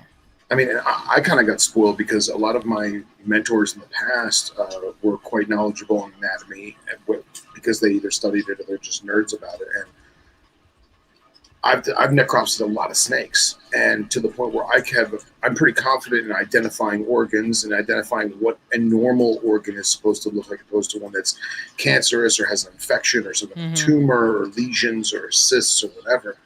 But at the same time, I'm not a doctor. I don't know. I've never really studied it. I've just been shown, hey, this is what a liver is supposed to look like. This is what it's not supposed to look like. Right, and that kind of stuff may be something that we don't fully know yet. Like, there hasn't been enough done as far as to know that. But, I mean, there's a book right here on Amazon that's Current Therapy in Reptile Medicine and Surgery. Like, I feel like that would be probably a pretty good starting point. And for the low price of $112, it could be mine. Yeah. Well, I'm sure that we have several doctorates in the field that listen to this show. And I have a very strong feeling that tomorrow we'll have another group message from Travis, and he will guide us in the right direction. No pressure, Trav. No pressure. There's another one, Clinical Anatomy and Physiology of Exotic Species, Structure and Function of... What does that say? This was printed in 2005, though, and so that's kind of sucks, because there's probably a lot that's changed since then, I'm sure. It's Structure and Function of Mammals, Birds, Reptiles, and Amphibians. I guess pertaining to exotic species. Yeah, I feel like that's a catch-all, though. I don't know. I just want a book that's like, hey, here's how your snake's kidneys work. Here's how your snake's liver work. Here's how... So Brad says that Doug Mader's book has a lot of info. And then Scott says it's worth every cent. I don't know if he's speaking of the book you're talking about or if he's speaking about Doug Mader's book. Yeah, and Mike's talking about, he wants to buy a microscope for fecals. My vet wants 60 to send them off. Like, the problem with that is, like, knowing what you're looking at on a slide. Yeah. Because, you can learn what parasites look like what on a microscope. It's just there's a lot you're looking at. And so I think it can be kind of hard to decipher what's what sometimes. But, it's not that it can't be done. I'd definitely take the time to do it if I could. And I probably could, but... I don't know. That's something I'm just not willing to devote the time to right now. Mater. Probably going to get that damn car from that movie Cars. Mater and Divers. Henry says that his vet got him a comprehensive textbook on reptile reproduction. Super expensive, though, and it was $170. Which, again, is not that expensive in the grand scheme of things with our type of books that we buy, This one's 170. I think I paid 160 or 170 for Dr. Fry's book, and I can't get past 4 paragraphs of it because it's above my pay grade. Oh my god, dude! I've wanted that one for a hot minute too. Dude, I have the book and I open it like once every couple months, and I flip through it and I go, "All right, wow, this looks interesting." And I start to read it, and it's like Aramaic, bro. I just can't get it. I just can't. I'm too dumb. Scott says he's going to send us a list tonight. So thank you very much, Scott. Oh. We appreciate that. The money to buy them all? No. I just want the small loan? I have to remortgage my house just to be able to afford them all? I just want his Lapid's book, and no one can find it for me. Have you checked eBay? Yeah, and it's really expensive. It's still not as expensive as the Gecko Bible. The Gecko Bible, I think, on Amazon is like $900 now, which is fucking nuts. Jeez. Yeah. I don't know. I'm flipping through the little preview on Amazon of that Mater book right now, and it does look pretty damn good. I will definitely have to add it to my list. Oh, let's see. Are you doing a book review on the book you just got? Once I finish it. Okay.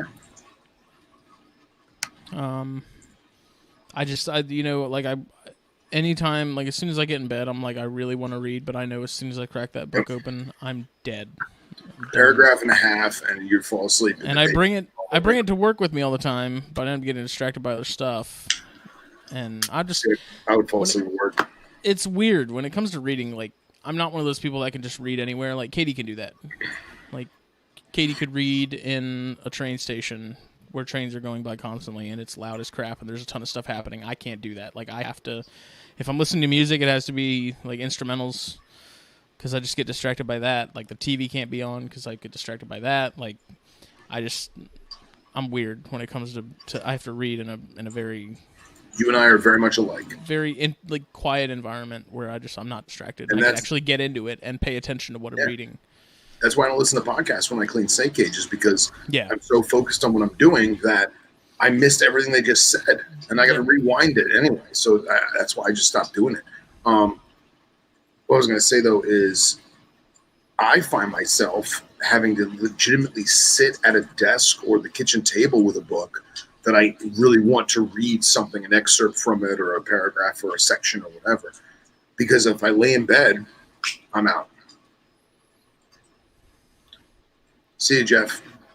See, if I'm like awake and I'm not super tired I'll lay in bed and I'll read for 20 or 30 minutes, but it's pretty rare. It's frustrating because I really do want to read a lot more than I do, but Ernest Hemingway's Green Fields of Africa. I've read the same chapter like 7 times because I can't get past it. And I've done that too. Where lose my page.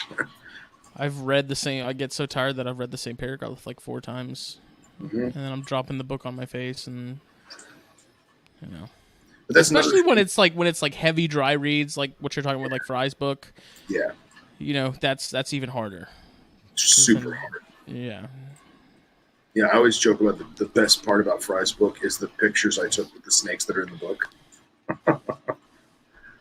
But no, I find that I can't read going from childhood to now. I can't read nonfiction, or excuse me, I can't read fiction. I can't read stories. I just can't do it. I'm the same way. I get distracted. I lose myself. I fall asleep. So almost everything in my library is reference.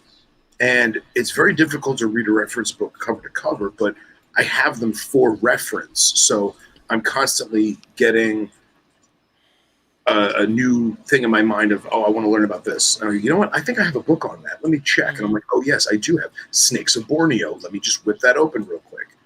Oh, look, that's exactly what I was looking for. And I'll flip through it.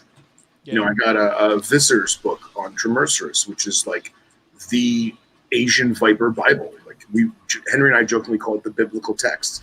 So I've read probably 6 or 7 species profiles in the book. But there's so much. I mean, the book's this thick, for crying out loud. I can't do that cover to cover, but I know that in the coming years of my life, I'm going to read it to some degree. When are you getting a chondro, Phil? Andy wants to know. I'm not. All right, this is what I'll do. I will say this.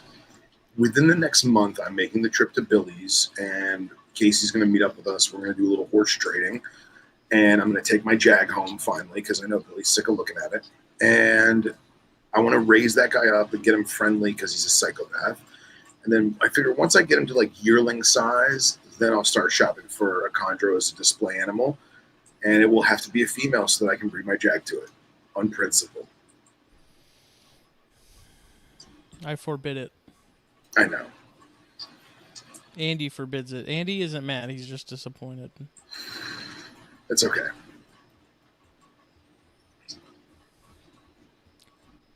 But that's my bookshelf. It's the same way. Like there's no fiction on my end. It's like musician biographies and snake books. There's actually one fiction book on my bookshelf, and I know that for a fact because Twilight. I just bought it this year. No. I bought a new production copy of the original text of Frank Herbert's Dune because I wanted to reread it before the movie came out. And the movie was supposed to come out this month or like the end of this month. And because of COVID, they decided that they're going to set it back a year because they were afraid of losing all their box office sales. So now I have an extra year to read the book, but I've only gotten through like the first chapter. I've had it like 6 months. See, I had a problem for a point in time where I would go to the bookstore and not even have anything I'm looking for in particular, but I just start browsing, and books ain't cheap, man. No. And I'd end up walking out with like 1 or 2 every time I visited. So I have a bookshelf full of books that I bought like 5 years ago and have not read yet. Well, I also find that I have a lot of books from my younger years where it was like the coffee table book on snakes that was on the bargain table at Barnes & Noble for $9.95. And I got it just to get it. And I have a lot of those books. And I can't pull myself to give them away or recycle them or whatever because I feel like there's going to be something in there I can use. You know what I mean? And even though I don't want to say that I now know the knowledge that's in there, but like I have better books. I have better actual reference for species profiles and such.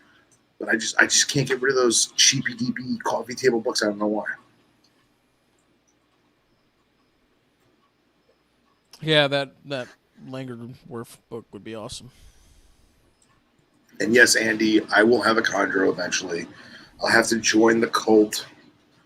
I'm going to keep it dry. Or better yet, I'm going to actually soak it in a jungle and make everyone pissed off.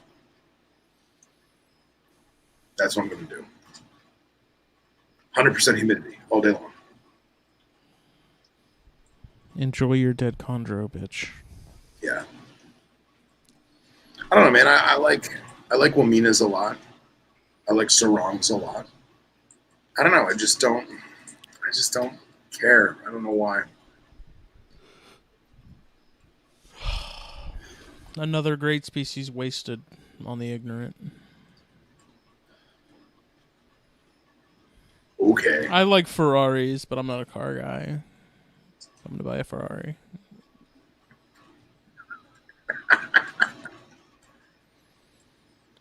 I love CZs, but I'm not a gun guy.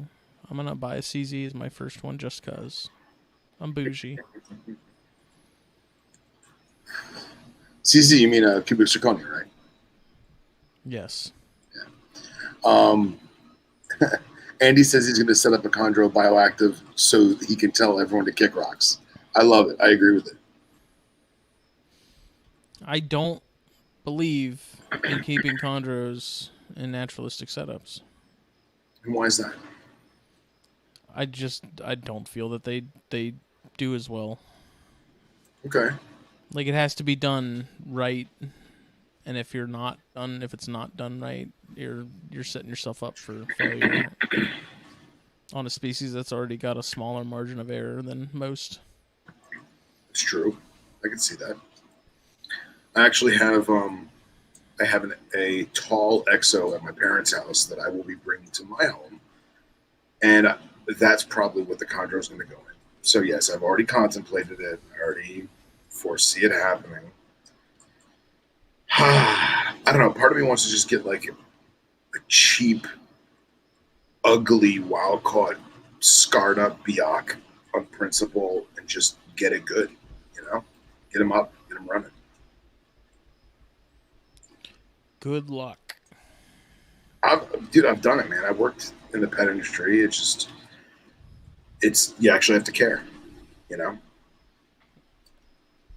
that does help. It does. And you have to leave them the fuck alone. And if you have to feed them lizards, you feed them lizards. I need to talk about how glad I am that my male Jansenii is. Oh yeah. Let's talk alive. about that. Let's talk about that. So I don't think it ever left the house. He didn't. Good. So he was out for about a week. And of course, because I work pretty much all day from like 10 to 8, 10 to 9, depending on the day, I knew that it would be a case of if he showed up, I wouldn't be home. And lo and behold, I get a call from Katie. And she's like, we found the Jansenii, what do I do? And first of all, she knows what it is, too. That's great. First I was like, well, it's like, if you grab him, he's gonna bite you. Like, that's like a guarantee it's gonna happen. Mm-hmm. I was like, now it doesn't really hurt because it's not like the chondros where their teeth are like freaking needles. Because the female bit me, and that was like, I was surprised at how innocuous the whole thing was compared to the chondro. It ain't nothing. And she's like, yeah, fuck that. So, and I was like, all right. I was like, well, get a hook. And I was like, you know how to tail them. Like, you see how I tail them when I have the hook, where like the hook is supporting the head end and then I have them by the tail and I just move them where I need to. And she's like, no. I was like, okay. So then I was like, well, I want you to put them in a rack until I get home. And I was like, it's the rack as soon as you walk in. I was like, that male chondro is in that cube on top. And she's like, which rack? Because I was like, there's like 4 racks in there. So she ended up just taking the bucket I use for venomous stuff. And he found himself in like Ellie's baby blanket, which is like crocheted. So it's got all the holes and stuff in it. It's like the most pointless blanket ever. I'm like, this ain't keeping nothing warm. It's got holes in it. Yeah. He was like all up in that. And so she just took the whole blanket and put it in the bucket. And so then I was like, okay, well, you can keep them in there until I get home, but you're going to have to come by and open it, at least every couple of hours while I'm gone because it's sealed. Like, there's no airflow in there whatsoever. I said, or you can drill some holes in the lid. Like, the drill's right in here. It's got a drill bit on it already. Just drill some holes. She's like, no. So, because she was also like, she had stuff she wanted to get done. So, yeah. She ended up, like, dumping the bucket into the rack, like the tub in the rack, and somehow he just came right out. Like, left the blanket, left everything, and she just shut it, and he's in there. Brilliant. So I got home. Of course, this was Friday. We had an event at work, so I worked later than usual. So I got home and checked him over, and he's completely fine. No issues. But he's in that rack now. Like, I set him up in that rack because clearly the tub that he was in just isn't working. I got to figure out what the deal is. Yeah, you got to figure out how he's escaping out of that thing. Well, that's not the normal tub that I use for the Python portals.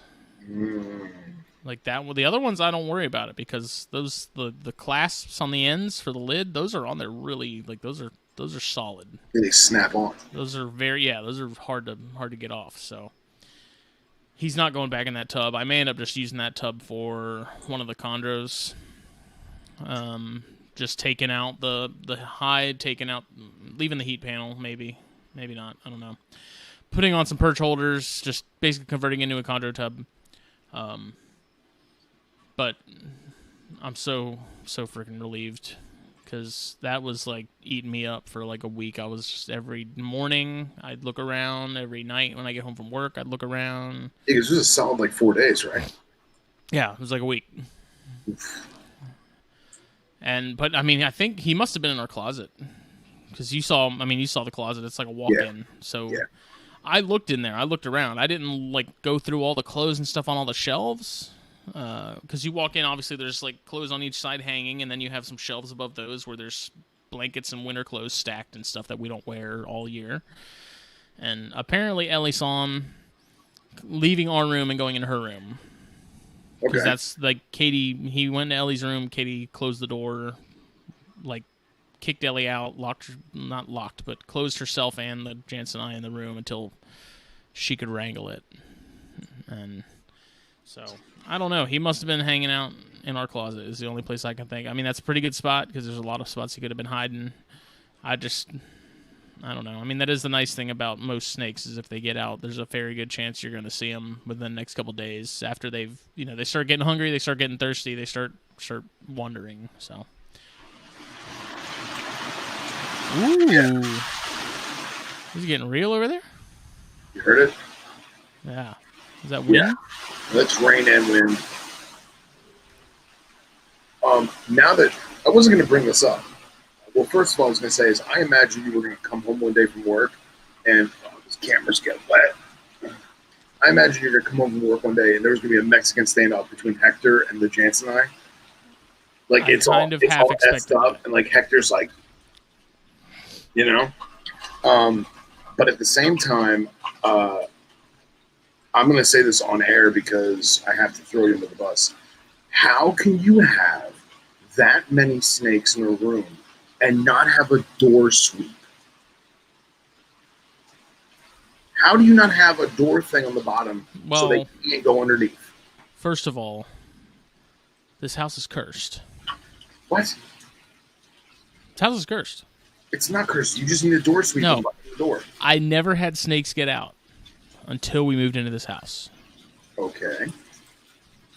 I was on like a 10-year streak of not having an escapee.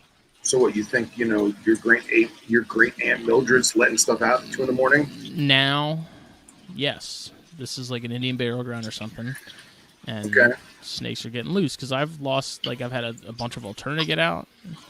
The Jansen I got out twice. One of the chondros got out at one point and actually explored, left the cage, which was amazing. You don't think that it's because you have a higher volume of specimens that you're, I don't want to say lackadaisical, that your attentiveness to security is lessened? No. Okay. No. Because remember, when I was there, you were like, I think I'm going to take those wedges out. I was like, don't you dare take those wedges out because they're going to get loose. You don't trust the gap. If you question the gap, you can't trust the gap. Yeah, but you're missing the point. Is that I don't allow for a gap. Period. There is no gap. Well, that's because you have stuff that'll also hurt you badly. Yeah, but still, I mean, like, I don't want to wake up at 3 a.m. and have Crebo crawling across that bed. Like, I don't want that. I was disappointed in Hector because I was expecting him to like find the snake crawling in something, and then me notice him focused on something somewhere and be like, "Oh, he must have found it." Like, obviously, get to the snake before Hector can, but Yeah. you know how cats are. They get super hyper focused on some stuff, and I'm like, "Find the damn snake, man." Well, it's funny you mentioned that because my roommate used to have Ridley eye, and dude, that thing got loose all the time, man. It just got loose all the time, and I wouldn't know it. And I would be sitting watching TV, and his dog is a Catahoula, and his dog would whoa, whoa, whoa, whoa, whoa, whoa, whoa, whoa, whoa, whoa, and I'm like, "What are you barking at?" I look, and the Ridley eye is like coming down the staircase from upstairs, and like I would walk over, I would grab the Ridley eye like mid body, expecting it to be all defensive and beauty snake like, and it would look at me like, "Oh God, you got me. All right, let's go back upstairs." And I go put it away. And like, I know for a fact that was his neglect in latching the sliding thing. Like, you know what I mean? Yeah. Oh, Henry, if you treat everything like venomous, nothing should get out. That is very, very true. I would concur wholeheartedly, Henry. Well, the nice thing about chondros and carpets and the Gonyosoma is because they're climbers, usually you don't have to look terribly far because they almost always go up. That is true. And they knock stuff over, which is a good indication that something's loose. So. Which I was expecting to hear some glasses or something in the kitchen being knocked over and be like, "There you are, you bastard." But those are also diurnal species. They're not out during the night like all. Yeah. So yeah. It's kind of stupid to assume that it would be out and about in the middle of the night. But yeah. He's back. He's okay. I've named him Flight Risk. He's in that rack indefinitely. Okay. And so wait, how big is that rack? It's a CB70? No, this is like 32 quart tubs. Okay. I guess that's a CB70. I don't know. No, I think the 70s are like the super deep ones. Yeah, long ones. Yeah, no. It's 32 quarts just until I can. The frustrating thing is those 200 quart tubs I've been using for Python portals for chondros and stuff. Right. Like Walmart has been completely depleted of all tubs the last couple months. I think it's maybe because of like a China thing, because a lot of them are manufactured over there, and since they've really cut back on a lot of that stuff. But you can buy a 3-pack on Amazon right now, but they're like $80, and I don't really need 3. Like, I know I'll use them, but I'm just kind of at a point where I'm like, I don't really need to buy them right now. So I also heard that I was in Target shopping for Sterilites because my local Target has a good selection of those gaskets that I like for the venomous stuff. Mm-hmm. And it was for a bunch of pygmies that I had. And I kept seeing like these mother-daughter teams shopping for tubs. So one of them I asked, I said, "Hey, I don't mean to be rude, but why are you guys buying your tub?" And they were like, "Well, I'm going to college." The younger girl says, "I'm going to college." And the older woman said, "I'm a teacher and I use it for my school supplies." So I had a feeling that it just made sense to me, seeing the writing on the wall, that all these kids are going back to school, all these college students are going back to university, all these teachers are having to, get back in the swing of things. Mm-hmm. And I'm sure that they're having to take stuff home. I'm sure they're having to, teaching from home, Zoom teaching or whatever. It made sense to me why there would be a tub shortage. I don't know. Well, wait a second. Now this thing's saying 108 for 3 of them. Are you kidding me? Here, I'll show everybody Brad these tubs. Says, I do love these tubs. These tubs are awesome. They're great for the Python portals. I've been using them for chondros. I use them for Boiga. They're awesome. And see, like, to me, I wasn't going to say anything, but, like, I would never use that tub because there's no latches on the sides. Yeah, but those latches on the ends, those are the ones that are like really on there. And I'm using. Yeah, I mean, you got to think I'm also using it for species that don't push. Like Boiga don't really push. Chondros don't push. Apparently, Jansenite push. Well, my female Jansenite's in one of these, and I haven't had any issues. The male Jansenite's in a different tub that isn't one of these. Maybe he just wants to go find her. Well, I was hoping I would somehow find him in her tub. I don't know how, but yeah, I think it's way easier for them to get out than it is for them to get in, because they can push up. You know what I mean? But these are perfect for the Python portals from Brahms because that side is smooth. There's no like beveled edges like you get on some of the other tubs. Okay. So they work really well for that. But I think Home Depot actually carries these. I need to go next time I'm out that way. I don't have a Home Depot here in Beaver. We just have a Lowe's. But yeah, I mean, I don't know if Sterilite's discontinuing these or not, but I was going to mention, since we're on the topic of tubs, did you see our friends at Focus Cube make their arboreal? Dude. So now, hold on a second. Wait, you talking about the rack? I'm talking about the rack.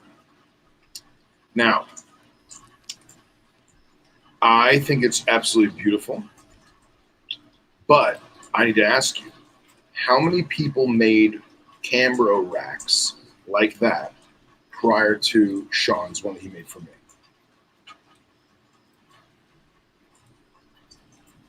Like just in general or specific for just in general. What you use it for? Just in general. They made like arboreal style tub with Cambro racks. Plenty of people? Yeah. Damn it, I was hoping I was a trendsetter. Damn it. People use Cambros for chondros. That's. Well, I know, because Brahms and I talk about it a lot. If you're bougie, you use Cambro racks for your chondros. Yeah, because I know Brahms is slowly converting his entire collection. It looks fucking amazing. But yeah, you definitely should pull up the Focus Cube and show people that, because it looks so cool. Let me see. I wonder if they have it on their website yet. I'm sure you just go to Instagram. Oh yeah. $354. Make you holla. That's actually, I was expecting to be a little more expensive. Well, you didn't equate for the actual tubs themselves, friend. Oh, tubs not included. Yeah. So, yep. I mean, ideally... So now, what model tubs are you using with that? Does it say? 6 18 by 12 by 9 Cambro tubs. 6 by 18 by 9. Yeah, so those are my tubs. So I paid $17 a piece for them. Yeah. And I would not feel comfortable with that a adult chondro in them. It's way too small. Oh yeah, no, definitely. That's not big enough for adult chondro at all. Yeah, but I do love how it looks, and I do love all of the probe points that they included. The probe points is pretty awesome. Yeah, I mean the way they did the LEDs and stuff. Like a way that's kind of the hardest part I think about lighting racks is making it to where you're not in the way of the tubs and stuff. Yeah. But like the skids and it's just, that thing just looks awesome. It looks like something out of freaking Star Wars, man. It really does. It's so badass. Mm-hmm. Love it. And I'm not a big like red color kind of guy, but that looks awesome. They've got a bunch of awesome stuff though. They do.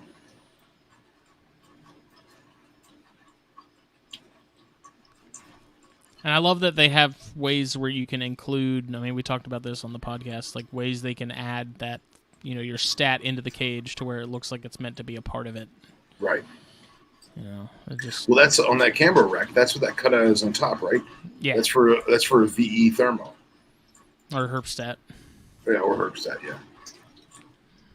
Because, I mean, you get the red and black herp stat.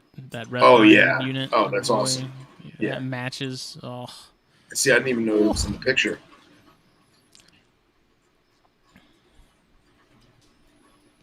By the way, and then what I love about it the most is they're not even like it's still a rack. Like they're really not. Yeah.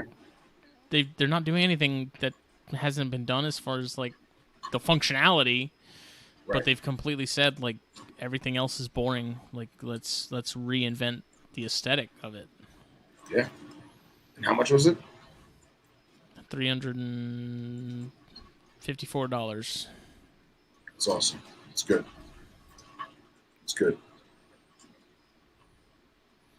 Andy says he's going to experiment with polycarbonate 6-quart-ish sizes and build a new Neo rack. Can't wait to see it, Andy. And then Thomas said he feels like a 103-quart Iris tub wouldn't be bad for the Jansenite. That wouldn't be bad for the Jansen, like the male Jansenite as he is now, but as he gets bigger, I feel like that's not going to be enough. Like the female will definitely need more as she gets older. Iris 103-quart.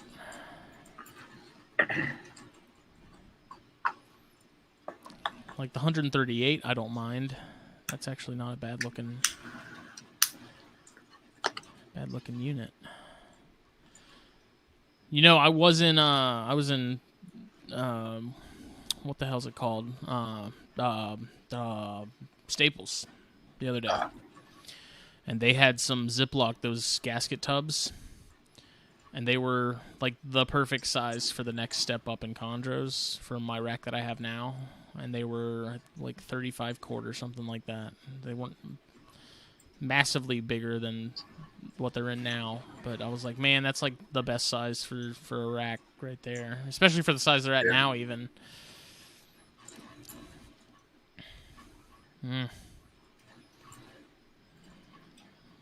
Yeah, these Irish trunks I don't mind. They got a hinged lid on the back, though, like that kind of...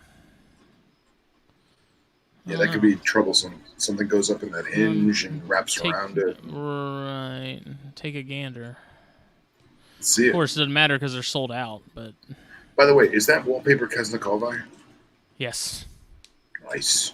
I was feeling frisky. Yeah, you were. Like, you could do a portal on the front of that. Yeah, but see, I don't like the way that lid is on there. I don't. I like the fact that it has a hood, so you're getting more surface area internally, and you have a place where you could mount lights if you wanted to, but I don't like the way that lid sits on it. You don't like that hinged back like that? No, I don't like that. I think the hinge is sketchy because the animal's going to go in there, and I think that the actual closure of it, the seal of it, is not going to be conducive, and I think you're going to have an escape. I don't think it will. Well, let's try it in your house. That's a 91 quart. I don't know. It's so frustrating, man. You find that one tub that works perfectly for everything you need, and then they freaking discontinue it, man. Oh, yeah. Well, they got to make new stuff. It's like, God damn it. Got to come out with new designs. There's a Wayfair Basics tub, but that might actually be for, like, human trafficking. How many children does it hold? It looks to be probably 3 or 4 at my estimation. Excellent. What is this? This is interesting looking. How big is that? 85 quart. That's what I have my male Brettles in.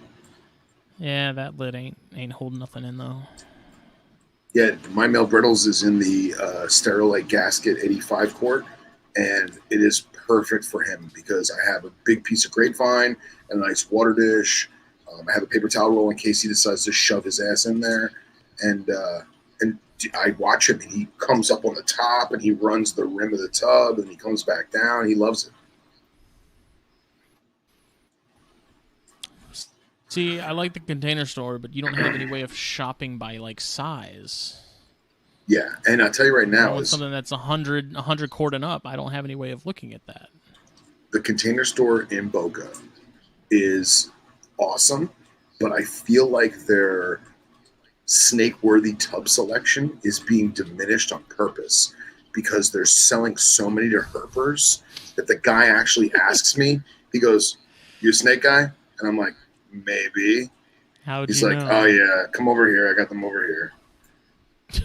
and like sea serpents when he can't get but they stuff could direct. totally lean into that.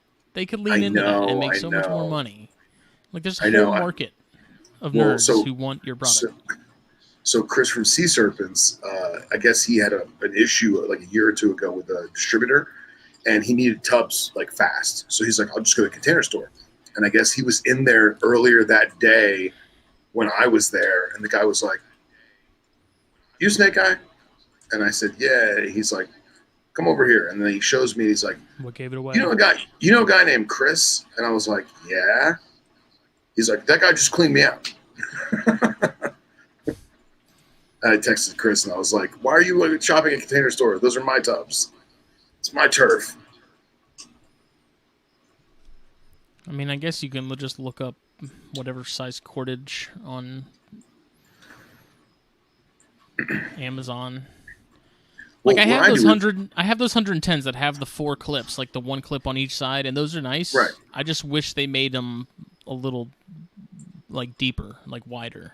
Well, that's the Sterilite 85 quart that I have that Brettles in. It's 1, 2, 3, 4, 5. It's 6 latches, and the thing's almost 22 inches tall, I think, or 20 inches tall. And dude, that tub's awesome. Yeah, it's the 100 quart, the hefty 100 quart latch box, but you can get them at Lowe's. And my problem with that is, like, when I talk about a bevel on the side for Python portals, this is what I'm talking about, and why they don't work. Is that right there creates a gap in the center. Yes. That, I mean, if you have a thin species, they can get out of. We were talking about something like a slightly larger Brettles or that scrub, like that's fine, that's not a problem. But it's so frustrating because a good tub is worth its weight in freaking gold at this rate. Well, I'm telling you, look up that 85 quart, and you tell me what you think. What is it? It's Sterilite. Sterilite gasket 85.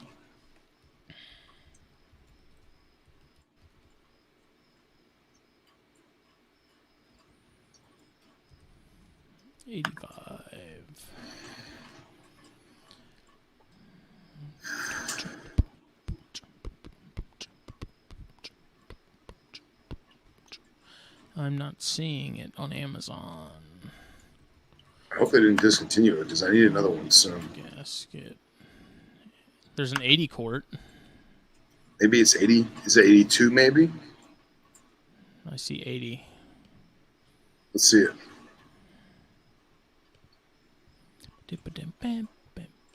Poison. Poison portal. That girl is poison. Yeah, that's it. It's probably 80. I'm mistaken. But see, that has no bevel on the side, right? Right. Yeah, on the like the long end, that's fine. But yeah, that's what I have my male Brettles in right now, and I have that copperhead with the messed up tail is in one of those too. Yeah, Limeade, that conduit from Phelan, is in one of these 37 quarts right now. Okay, cool. And he's been doing really well in that. Dude, man, those gaskets are amazing. Dude, I keep everything from pygmies and baby mambas and everything. Yeah, I've got I think it's a 16 quart because I'm going to use it as an egg box for chondros. Well, I was going to until I decided to do maternal incubation. I have that. Scroll back down again. See that one that's 37 right there? The $14.20, 37 quart.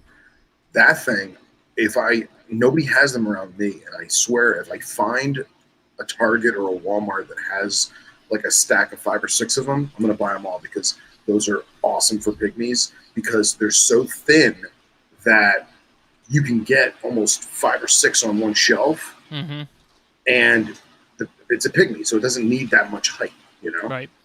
And I think I'm gonna start doing that because I have one of those and I have a pygmy in one of those. But the only problem with those is that their surface area is smaller, or excuse me, their surface area is larger than the big tubs. So you can't put it on top or below another tub unless it's the exact same one. Check Staples. Because like I said, Staples had some gasket boxes. They weren't Sterilite specific, but they do have like gasket boxes. Yeah. I remember there used to be a knockoff that had a green gasket instead of blue, and it worked just as well. Like, it sucks because Staples is so much more expensive than everywhere else, but when you gotta have what you gotta have. There you go. Miguel says, oh, you can read it. Sorry. I keep my baby beauty snake in one of those, and I'm sure that's why she hasn't gotten out. Yeah, that is the nice thing about those gasket boxes, is nothing is getting out of those. Yeah. But I think it's that time, buddy. I was just about to say, can you hear the rain or no? Yeah, it sounds like it's picking up. It just opened up and like it's starting to mist over, and I probably should unplug my electronics. Good idea. Good idea. Hey, Katie. Yeah, girl. Turn All back. right. Give me that blue steel.